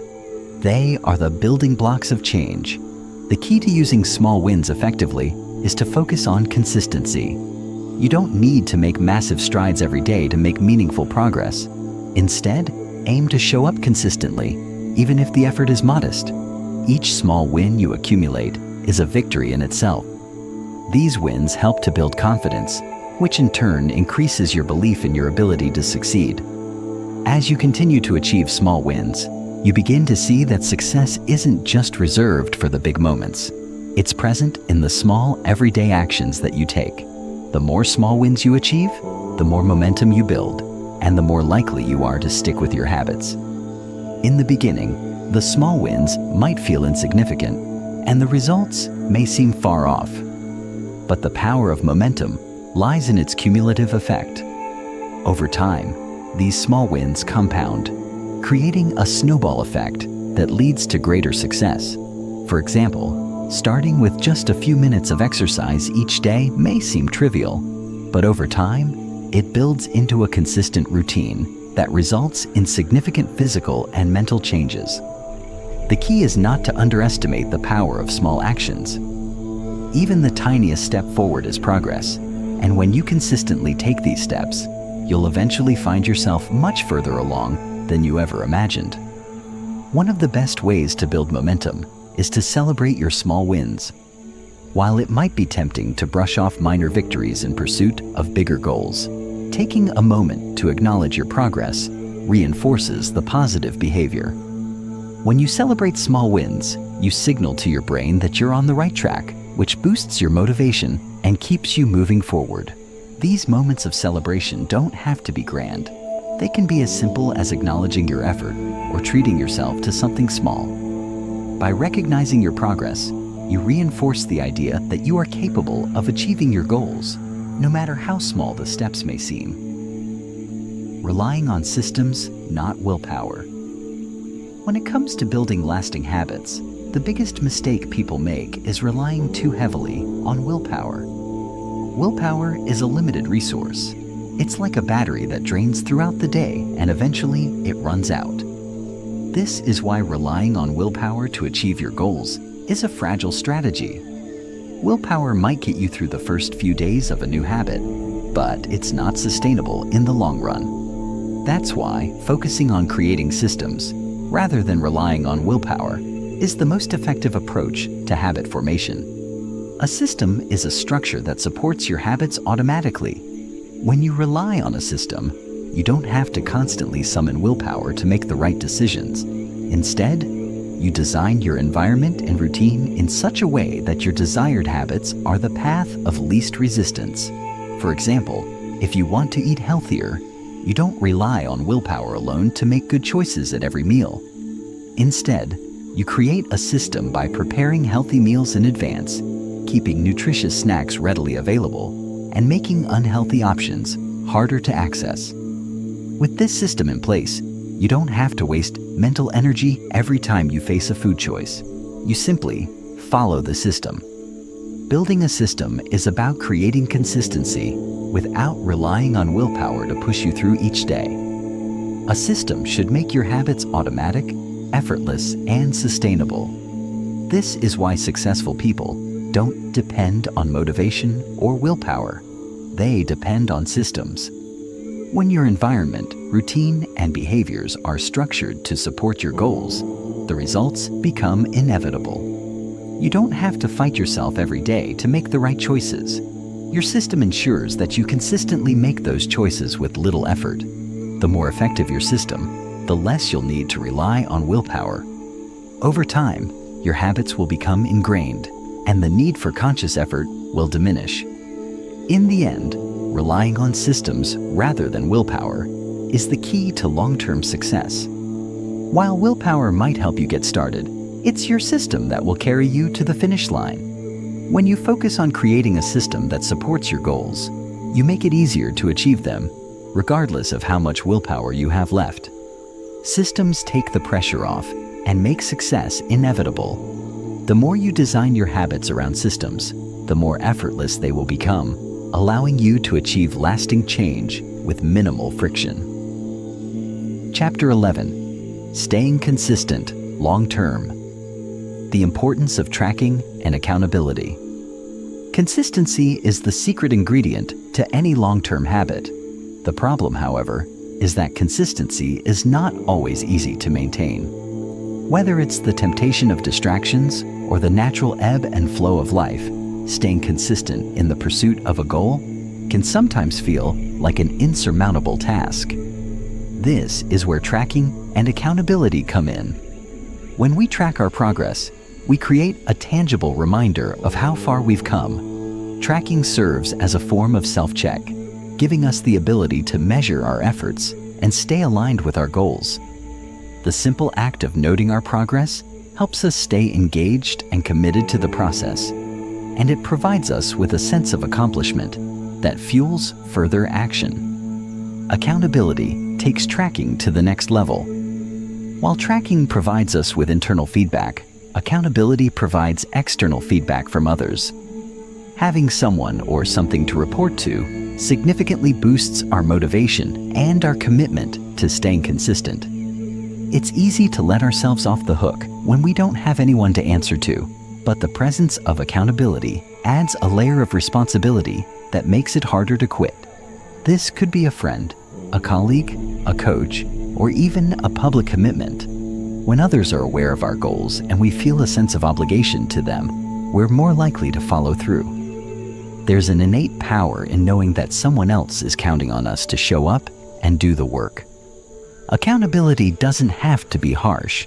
It can be a supportive and encouraging presence that helps us stay on track. It's the gentle nudge that reminds us of our commitment when life gets busy or motivation wanes. By incorporating both tracking and accountability into your habit-building process, you ensure that you're continuously moving forward, even when the enthusiasm fades or life throws obstacles in your path. Another important factor is to track both the quantity and quality of your efforts. For instance, if you're trying to build a habit of exercising, tracking the number of days you work out is useful, but tracking the intensity, how you feel during each session, and the progress you're making toward your goals, whether it's lifting heavier weights, running longer distances, or achieving better endurance, adds depth to the tracking process. By tracking all aspects of your habit, you gain a more accurate and comprehensive view of your progress, allowing you to celebrate small victories and adjust your approach as needed. This holistic tracking system helps you stay motivated and invested in your journey, reinforcing the consistency that's so critical to long-term success. Using habit contracts to stay commitment is a powerful force in achieving long-term success. And one of the most effective ways to stay committed to your habits is through the use of habit contracts. A habit contract is a written or verbal agreement between yourself and another person, or even between yourself and your future self, in which you make a clear and binding commitment to your habit goals. The purpose of a habit contract is to create a level of accountability and formality that makes it harder to back out of your commitment. It's the act of putting your goals in writing or promising someone else that you will stick to a certain behavior. Habit contracts create a sense of personal responsibility. When you commit to a habit, you're not just making a promise to yourself, you're making a promise to another person or entity. This external commitment adds an extra layer of psychological pressure to follow through, making it more difficult to quit or fail. The idea behind a habit contract is that the more formal and serious you make the commitment, the more likely you are to uphold it. It's not just about setting a goal. It's about making that goal official, creating a level of accountability that holds you to a higher standard. To make the most of a habit contract, it's important to get specific. Vague promises like, "I'll exercise more" or "I'll eat healthier" are easy to break. Instead, clearly define the behavior you want to commit to. Specify the time, place, and circumstances in which you will perform the habit. For example, instead of saying, "I will exercise more," you could say, "I will go for a 30-minute walk every day at 7 a.m. This level of specificity makes the commitment more concrete and harder to back out of. Additionally, it's helpful to include consequences for failing to follow through.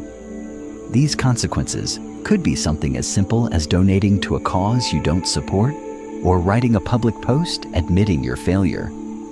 The discomfort of the consequences provides an extra push to stay consistent with your habits.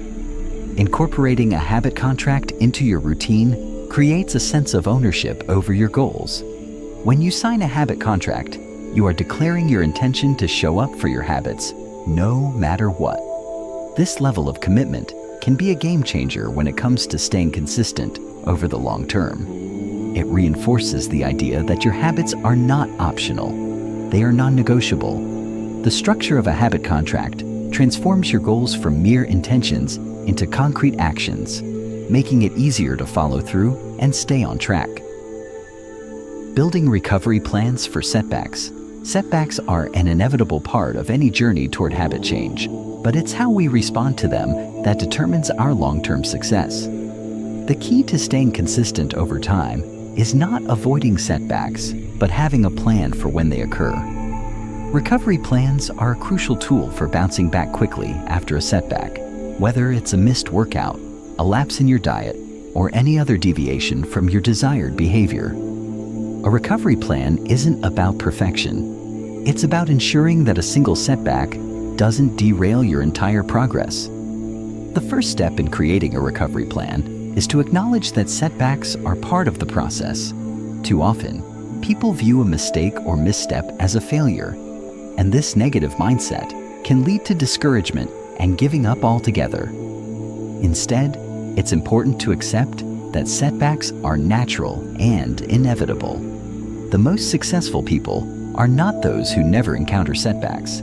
They're the ones who know how to recover and keep going. By embracing the idea that setbacks are temporary and part of the learning process, you can develop resilience and continue working toward your goals with renewed determination. A recovery plan should outline how you'll respond to a setback in a way that minimizes its impact on your overall progress. For instance, if you miss a workout, rather than viewing it as a complete failure, your recovery plan might involve scheduling a makeup workout or adjusting your next workout to account for the missed session. The goal is to return to your routine as soon as possible without dwelling on the mistake. Another important aspect of a recovery plan is self-compassion. It's easy to get discouraged after a setback, but it's important to treat yourself with kindness and understanding. Rather than beating yourself up or being overly critical, take the opportunity to reflect on what happened, learn from the experience, and move forward with a clear plan for the next step. Having a solid recovery plan also means building in systems that make it easier to get back on track. For example, you might develop a morning routine that includes journaling or mindfulness practices to help you reset after a difficult day. Or you could make it a habit to reflect on your setbacks at the end of each week and identify patterns that might be hindering your progress. By planning for recovery, you're ensuring that you don't let temporary setbacks prevent you from achieving long-term success. Rather than seeing setbacks as failures, you begin to view them as opportunities for growth, reinforcing your commitment to consistency and progress. Chapter 12. Mastering Difficult Habits. Navigating Plateaus and Boredom. One of the toughest challenges people face when trying to build new habits is overcoming the inevitable plateaus that come with consistency. In the early stages of habit formation, progress is often fast and obvious. When you first start exercising, for example, you might notice that you're getting stronger, losing weight, or feeling more energized. This early progress feels exciting, and it fuels your motivation to keep going. However, as time goes on, those rapid improvements begin to slow down. You hit a plateau, and suddenly, the results are harder to see. The enthusiasm fades and boredom creeps in. At this point, many people begin to question whether their efforts are worth it. They wonder if their habits are making a difference. It's easy to fall into the trap of thinking that progress has stalled, or worse, that it's no longer happening. But the truth is that plateaus are a natural part of the process. They signify that your body and mind are adapting to the new behavior, which means you're building real, lasting change. However, it can feel demotivating when you're not seeing tangible results as quickly as you did at the beginning. To navigate plateaus and boredom, it's important to shift your focus away from immediate results and instead concentrate on the process itself. Success is not always about achieving bigger and better outcomes every single day. Sometimes, the most significant progress comes from maintaining the habit even when things feel stagnant. This is where the power of consistency comes in. The key is to trust the process. When you're in a plateau, remind yourself that your habits are still working beneath the surface, even if you're not seeing dramatic changes. Another technique to combat boredom is to shake things up. When your routine becomes monotonous, it's easy to lose interest. That's why it's crucial to find ways to keep things fresh. For example, if you've been going to the gym for months but are getting bored of the same routine, consider trying a new type of exercise, setting different goals, or changing the time of day you work out. A change of pace can reignite your motivation and keep the habit interesting. Embrace the discomfort of plateaus and use this phase to explore new variations of your habit that challenge you and push you further. The Goldilocks Zone of Challenge. A powerful principle for mastering difficult habits is understanding the Goldilocks Zone of Challenge. This is the sweet spot where the task is neither too easy nor too difficult, but just right, challenging enough to keep you engaged and pushing forward, but not so overwhelming that you feel discouraged. This concept, rooted in the idea of finding balance, can help you maintain motivation and prevent burnout as you work toward long-term habit change. The Goldilocks zone is the ideal level of difficulty that keeps you in a state of focused engagement.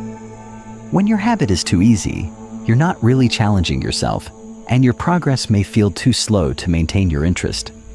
On the other hand, when your habit is too difficult, you may quickly become frustrated, feel like you're failing, and give up altogether.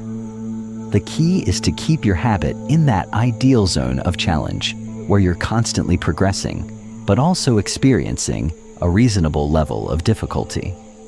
For example, if you're trying to improve your running endurance, starting with a distance or pace that feels just beyond your current abilities can keep you engaged and motivated. As you progress, you can increase the difficulty in small incremental steps that continue to push you forward without overwhelming you. This principle can apply to any area of habit formation. Whether you're working on your diet, studying a new language, or learning a new skill, it's important to adjust the level of challenge based on your current progress. If you notice that the habit is no longer motivating, ask yourself whether it has become too easy or too difficult. Then adjust accordingly. You might need to set more ambitious goals or alter the habit in a way that increases its challenge without creating unnecessary stress. By finding and maintaining the Goldilocks zone, you'll create a habit that remains engaging and rewarding, even as you reach higher levels of success. The key to staying in the Goldilocks zone is to keep learning and adjusting. As you grow, your habits should evolve as well. Regularly assess your progress and ask yourself how you can make the task more challenging in a sustainable way. Sometimes, the most significant shifts in progress come from fine-tuning the level of difficulty and keeping things just challenging enough to continue growing. The Goldilocks zone helps you avoid burnout by preventing both under-challenge and over-challenge, allowing you to build mastery without feeling overwhelmed. How to stay engaged? Through habit evolution. As you build habits over time, one of the most important skills you can develop is the ability to adapt those habits as you evolve. The danger of sticking rigidly to the same habits is that they can eventually become stale, even if they initially contributed to significant progress. To ensure that your habits continue to serve you, it's essential to embrace the concept of habit evolution. This means acknowledging that your habits should change and evolve as you grow. Mastery doesn't come from doing the same thing over and over without adjustment. It comes from adapting your habits in response to your changing needs, goals, and circumstances. Habit evolution involves recognizing when your current routine is no longer serving your needs, or when it's no longer helping you achieve your goals. This could mean making your workouts more intense or more varied, modifying your eating habits based on new health goals, or shifting your learning strategies as you progress in a particular skill. For example, if you're learning a new language, you might start with vocabulary building and basic grammar. But over time, as your skills improve, you'll need to incorporate more advanced techniques such as conversation practice, immersion, and cultural exploration. This evolution keeps your habits fresh, challenging, and aligned with your growing abilities. The process of habit evolution is also a mindset shift. Instead of seeing habits as fixed routines, view them as dynamic systems that can be adjusted and improved over time. This flexible mindset allows you to continuously challenge yourself, maintain engagement, and avoid stagnation. As your confidence grows in one area of your life, you may realize that it's time to push yourself further in that same area or branch out into a new direction altogether. Evolution also means being open to experimentation, trying new ways of doing things to see what resonates with you. This openness allows you to find new strategies, techniques, and approaches that will keep you engaged and excited about your habits, ensuring they continue to grow with you. Furthermore, don't be afraid to let go of habits that no longer serve you.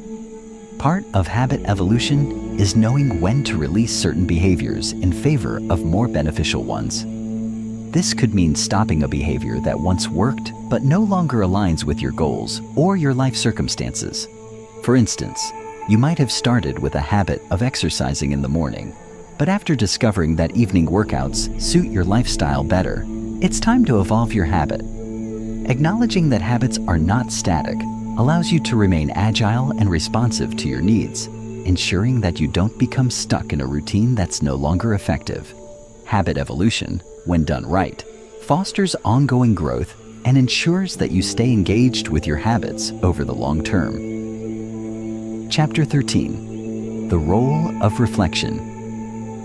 Why self-review strengthens habit. Identity reflection is one of the most powerful tools in habit formation, yet it is often overlooked. It's easy to get caught up in the hustle of trying to maintain or improve your habits, focusing purely on the action and the outcomes.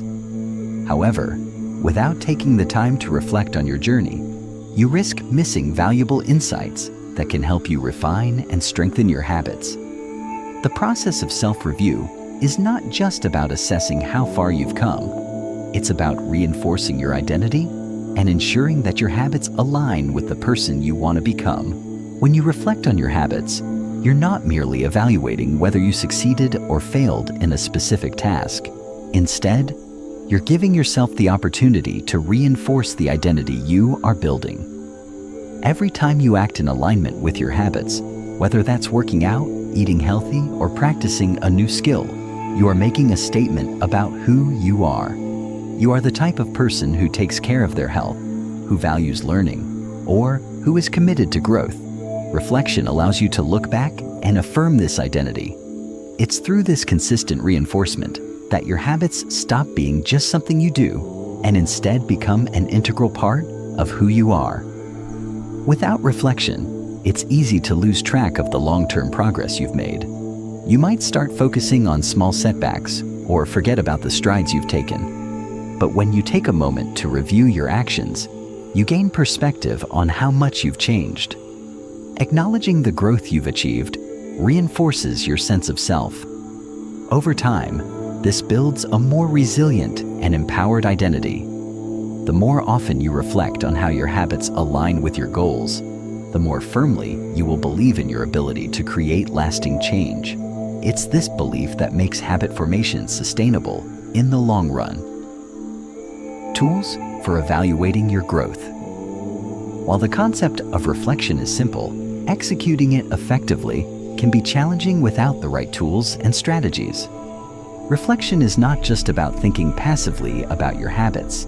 It's about being intentional and structured in the way you review your progress. To get the most out of your reflections, it's helpful to have a framework that guides you in your self-evaluation. One of the most powerful tools is habit tracking. Habit trackers can come in many forms, from simple paper journals to apps that automatically log your progress.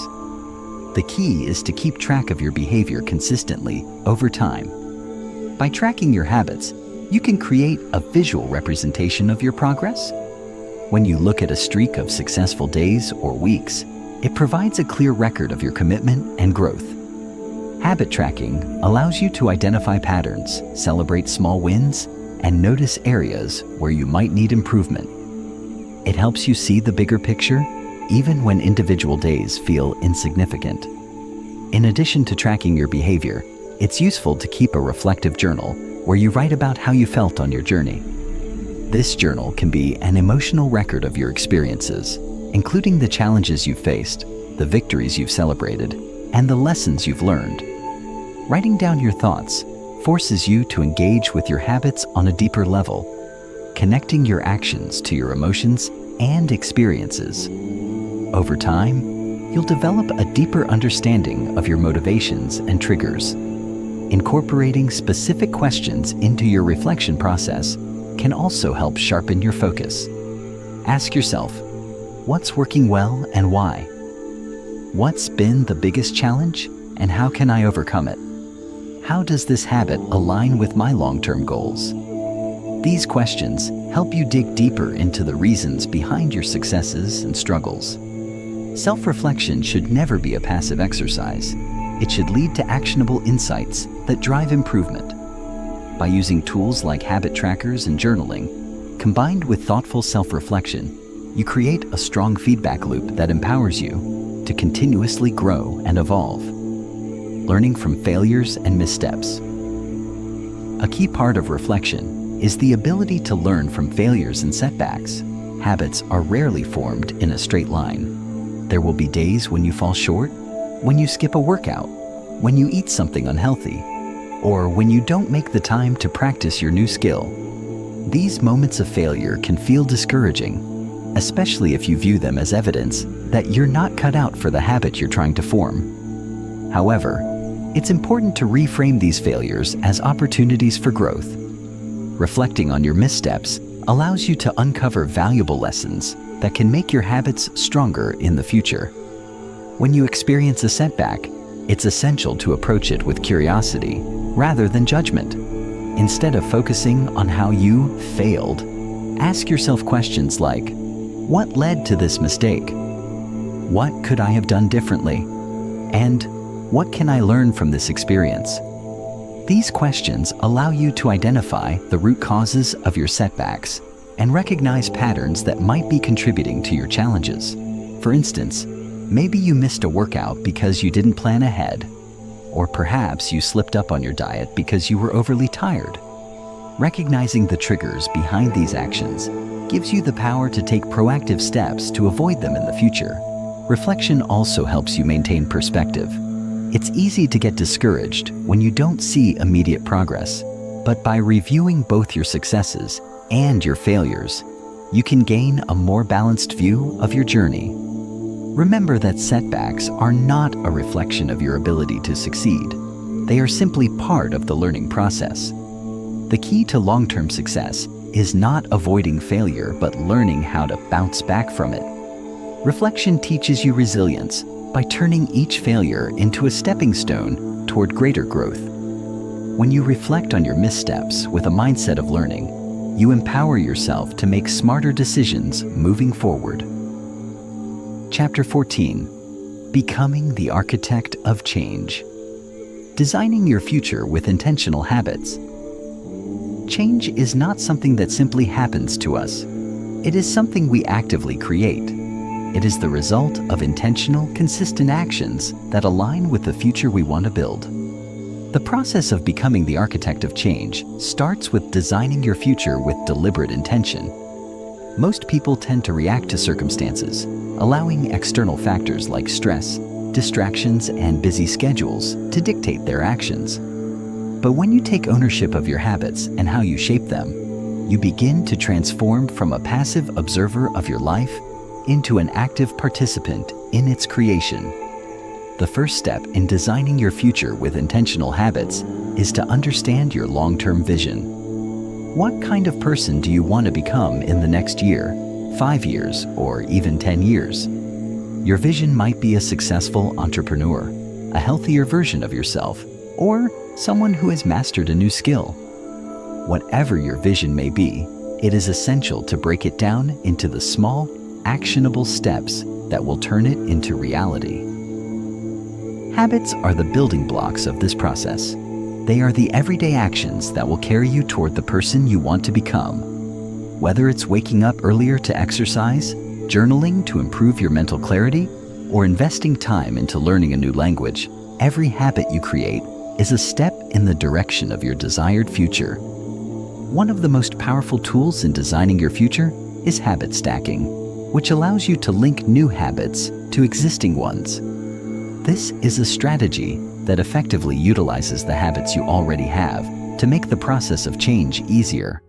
For example, if you already brush your teeth every morning, you could stack a habit of doing 5 minutes of stretching right after brushing your teeth. The goal is not to add complexity to your day, but to design a system where your desired habits naturally flow from the routines you already have in place. Over time, stacking small habits upon each other creates a robust, unshakable routine that supports the version of yourself you are striving to become. Aligning habits with purpose and values. To truly become the architect of your own change, it is crucial that your habits are not only intentional, but also deeply aligned with your core values and purpose. Every habit you form should be a reflection of the life you want to lead and the person you want to be. Aligning your habits with your values gives them meaning and sustains them over the long term. Without this alignment, habits can feel like chores and motivation can wane. But when your habits are connected to something greater than yourself, something that resonates with your purpose, they become an essential part of your identity. Take a moment to reflect on what truly matters to you. Is it family? Is it personal growth? Is it health and vitality? When you identify your core values, you can then assess which of your current habits are helping you live in alignment with those values and which are not. For example, if one of your core values is health, you might need to assess whether your eating habits, exercise routine, and sleep habits are aligned with that value. If you find that your current habits are not in alignment, it's time to redesign them to reflect your true priorities. This process of alignment also applies to the small decisions you make daily. Every decision you make, no matter how small, is a choice that either moves you closer to your goals or takes you further away. The key is to consistently make choices that reflect your values. When you do this, your actions begin to speak louder than your words. If your value is personal growth, for instance, you might choose to spend 30 minutes each day reading or learning something new, rather than mindlessly scrolling through social media. These small shifts, when made intentionally and consistently, accumulate over time and create massive change. How atomic habits create legacy-level results. When you align your habits with your values and purpose, you set yourself up for something far more powerful than short-term success. You lay the foundation for legacy-level results. The truth is, small habits compound over time, creating exponential growth that is far greater than the sum of its parts. Many people fail to realize this because they expect quick results. But the real power of habits is not in their immediate payoff, but in the long-term transformation they enable. Consider the story of someone who reads just one page of a book every day.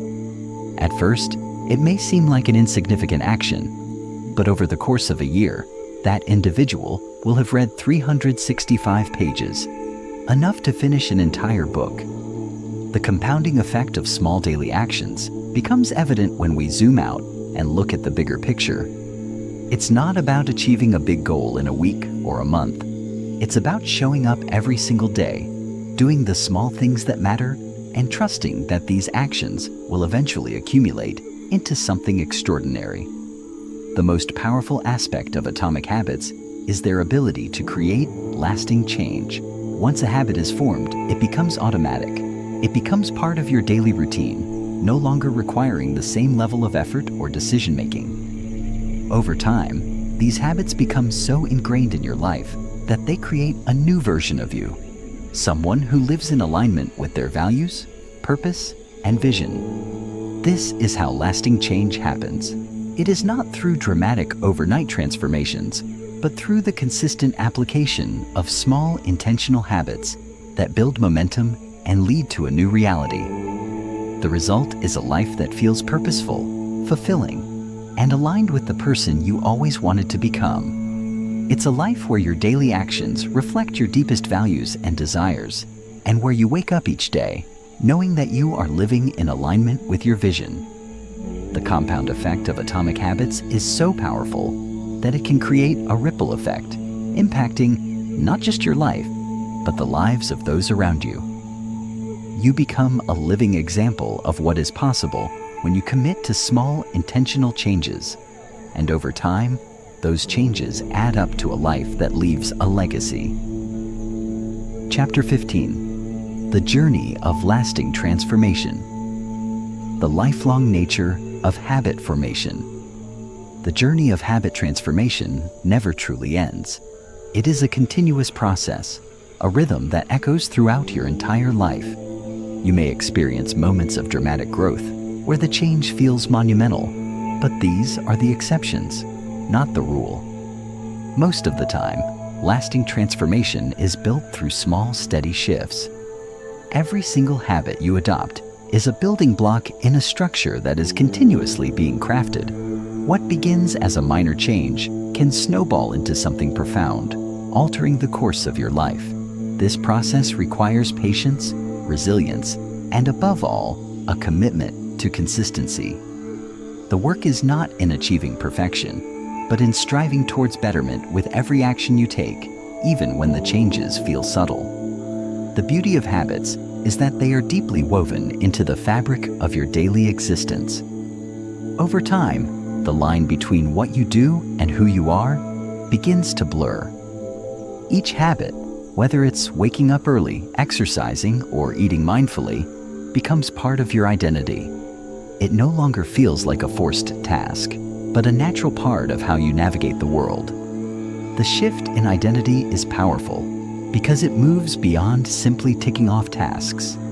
Instead, you are evolving into someone who values certain behaviors, and as you grow, your habits naturally shift to reflect your changing values and aspirations.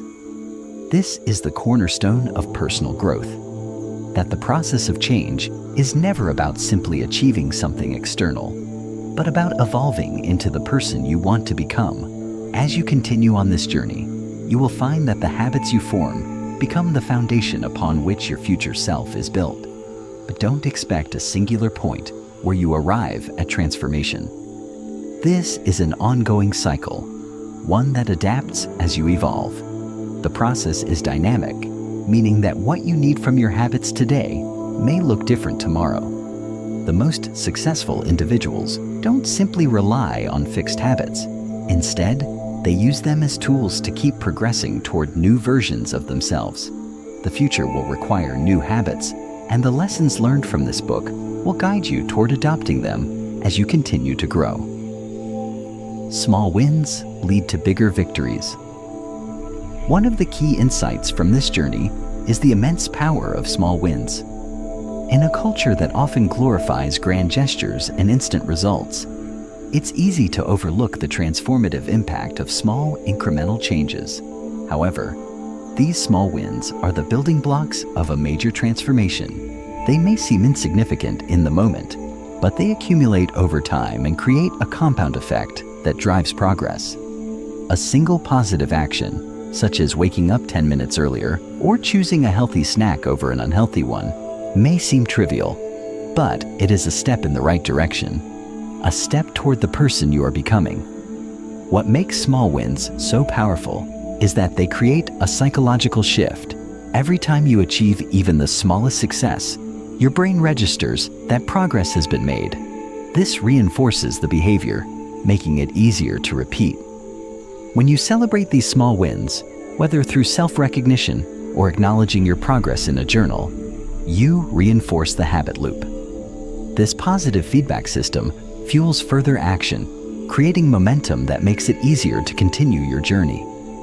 The beauty of small wins is that they work on two levels.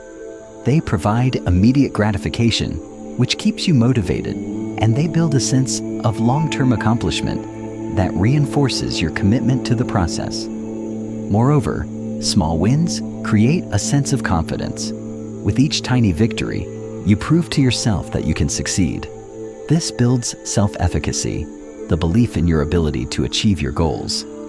As your confidence grows, you become more willing to take on bigger challenges. What started as small, seemingly inconsequential actions gradually leads to larger, more meaningful achievements. By focusing on these small wins, you begin to recognize that the process of transformation is less about making huge leaps and more about consistently making choices that align with your goals and values. Small wins are not only the key to maintaining motivation, but also the foundation for true, lasting success. The ongoing practice of transformation. Transformation is not a one-time event. It's an ongoing practice that requires continued effort, reflection, and adaptation. Each new habit you introduce into your life acts as an opportunity for deeper transformation. As you adopt new behaviors, your old habits will inevitably be challenged. You may encounter moments of resistance, doubts, or setbacks, but these are not signals of failure. Instead, they are natural parts of the process. Every time you face a challenge and continue forward, you are strengthening your ability to persevere. The true power of transformation lies in your ability to remain consistent, even when progress feels slow or invisible. Adopting the mindset of continuous growth is essential. Rather than aiming for a final destination, view your journey as an unfolding narrative where each day contributes to the larger story of who you are becoming. This perspective allows you to embrace challenges and setbacks as learning experiences, rather than obstacles that derail your progress. Transformation is about progress, not perfection. There will always be room for growth, and the key is to remain engaged with the process, no matter where you are on your journey. To sustain transformation, it is essential to reflect on your habits regularly. This self-reflection ensures that you remain aligned with your values and goals. Periodically review what is working and what needs adjustment. Are your habits still supporting the person you want to become? If not, don't be afraid to tweak your approach. This adaptability is vital because, as you continue to evolve, so too will your needs and aspirations. Don't be discouraged if things change. It's an inevitable part of the process. What matters is that you stay engaged and committed to the process of growth. Each day, with every choice, you continue to shape your future self, one habit at a time. The path to lasting transformation is one that requires patience, resilience, and a willingness to continuously refine your approach. It is not a quick fix, but a lifelong commitment to becoming the best version of yourself. By embracing the power of small wins, recognizing the ongoing nature of habit formation, and practicing transformation consistently, you are setting yourself on a course for long-term success. Your habits, when aligned with your identity and values, have the potential to transform not just your actions, but your life. The journey is far from over. It's just beginning. The habits you cultivate today will shape the person you are tomorrow, and with each step, you move closer to the person you are meant to be. Chapter 15. Final Thoughts and the Ongoing Journey. The ever-evolving process of habit formation. As you reach the final chapter of this journey, it is essential to understand that the process of habit formation is not a destination, but an ongoing evolution. When you set out to change your habits, you are stepping into a dynamic process that will continue to unfold. For as long as you are committed to personal growth, there is no final point where you can sit back and say, "I've mastered it." Instead, habit formation is a lifelong journey that evolves as your needs, goals, and circumstances change. The key to embracing this journey is to recognize that success doesn't come from achieving perfection, but from showing up every day, doing the work, and adapting along the way. In many ways, habits are like a compass. They guide your actions, decisions, and behaviors toward the outcomes you desire. But just as a compass doesn't keep you fixed in one place, neither do your habits. Over time, your goals and aspirations may shift. What you value in one phase of your life may look different as you grow and change. The beauty of habit formation is that it can evolve with you, allowing you to recalibrate and set new intentions. It is the consistent practice of evaluating where you are, where you want to go, and how your habits can support that vision that leads to lasting transformation. As you progress, you'll find that your habits become more fluid, more adaptable to the changes in your life. While the foundational principles of habit formation remain the same, the specific habits you choose to cultivate will reflect your current circumstances and ambitions. The most successful individuals are not those who have perfected one specific set of habits, but those who continuously iterate on their habits, adjusting them as their needs evolve. This ongoing cycle of growth, self-reflection, and adjustment is what keeps the process of habit formation fresh and relevant throughout your life. Embracing the power of small wins. One of the greatest lessons from this book is the power of small wins. While we often look at success as a huge, singular event, the reality is that success is built on small, incremental victories that add up over time. These small wins may feel insignificant in the moment, but when accumulated over days, weeks, and months, they create a momentum that drives long-term success. The beauty of small wins is that they give you immediate feedback. They provide you with tangible evidence that the work you're doing is paying off, which in turn boosts your motivation and reinforces the habit loop.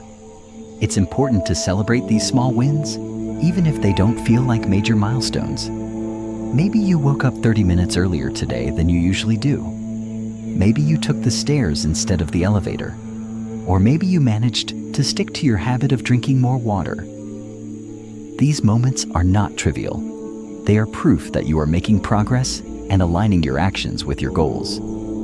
Over time, these small wins build upon each other, creating a snowball effect that propels you forward. Celebrating small wins is also a great way to cultivate positive reinforcement in your habit loops. Every time you acknowledge a success, no matter how minor, you are strengthening the connection between the action and the reward. This makes it easier to continue the behavior as the brain begins to associate the habit with positive feelings. So, whether it's a pat on the back, a moment of gratitude, or simply noting your success in a journal, these small acknowledgments fuel the fire that keeps your habits alive and evolving. Living your transformation. Through daily practice. At the heart of everything you've learned throughout this book is the understanding that lasting change is not something that happens overnight. It is built through daily practice, through the small, consistent actions that you take each day. Your transformation, the person you're becoming, is not defined by one moment, but by the sum of your daily decisions. Every time you choose to engage in a habit, you are reinforcing your identity as the person who values that behavior. Whether it's the small act of choosing to exercise, the discipline of eating mindfully, or the commitment to spending time on personal growth. Each of these decisions is part of the larger story of who you are becoming. The most powerful aspect of habit formation is that it integrates into your daily life. It becomes less about willpower and more about identity. As you continue to build on the habits that align with your values, they begin to shape your sense of self.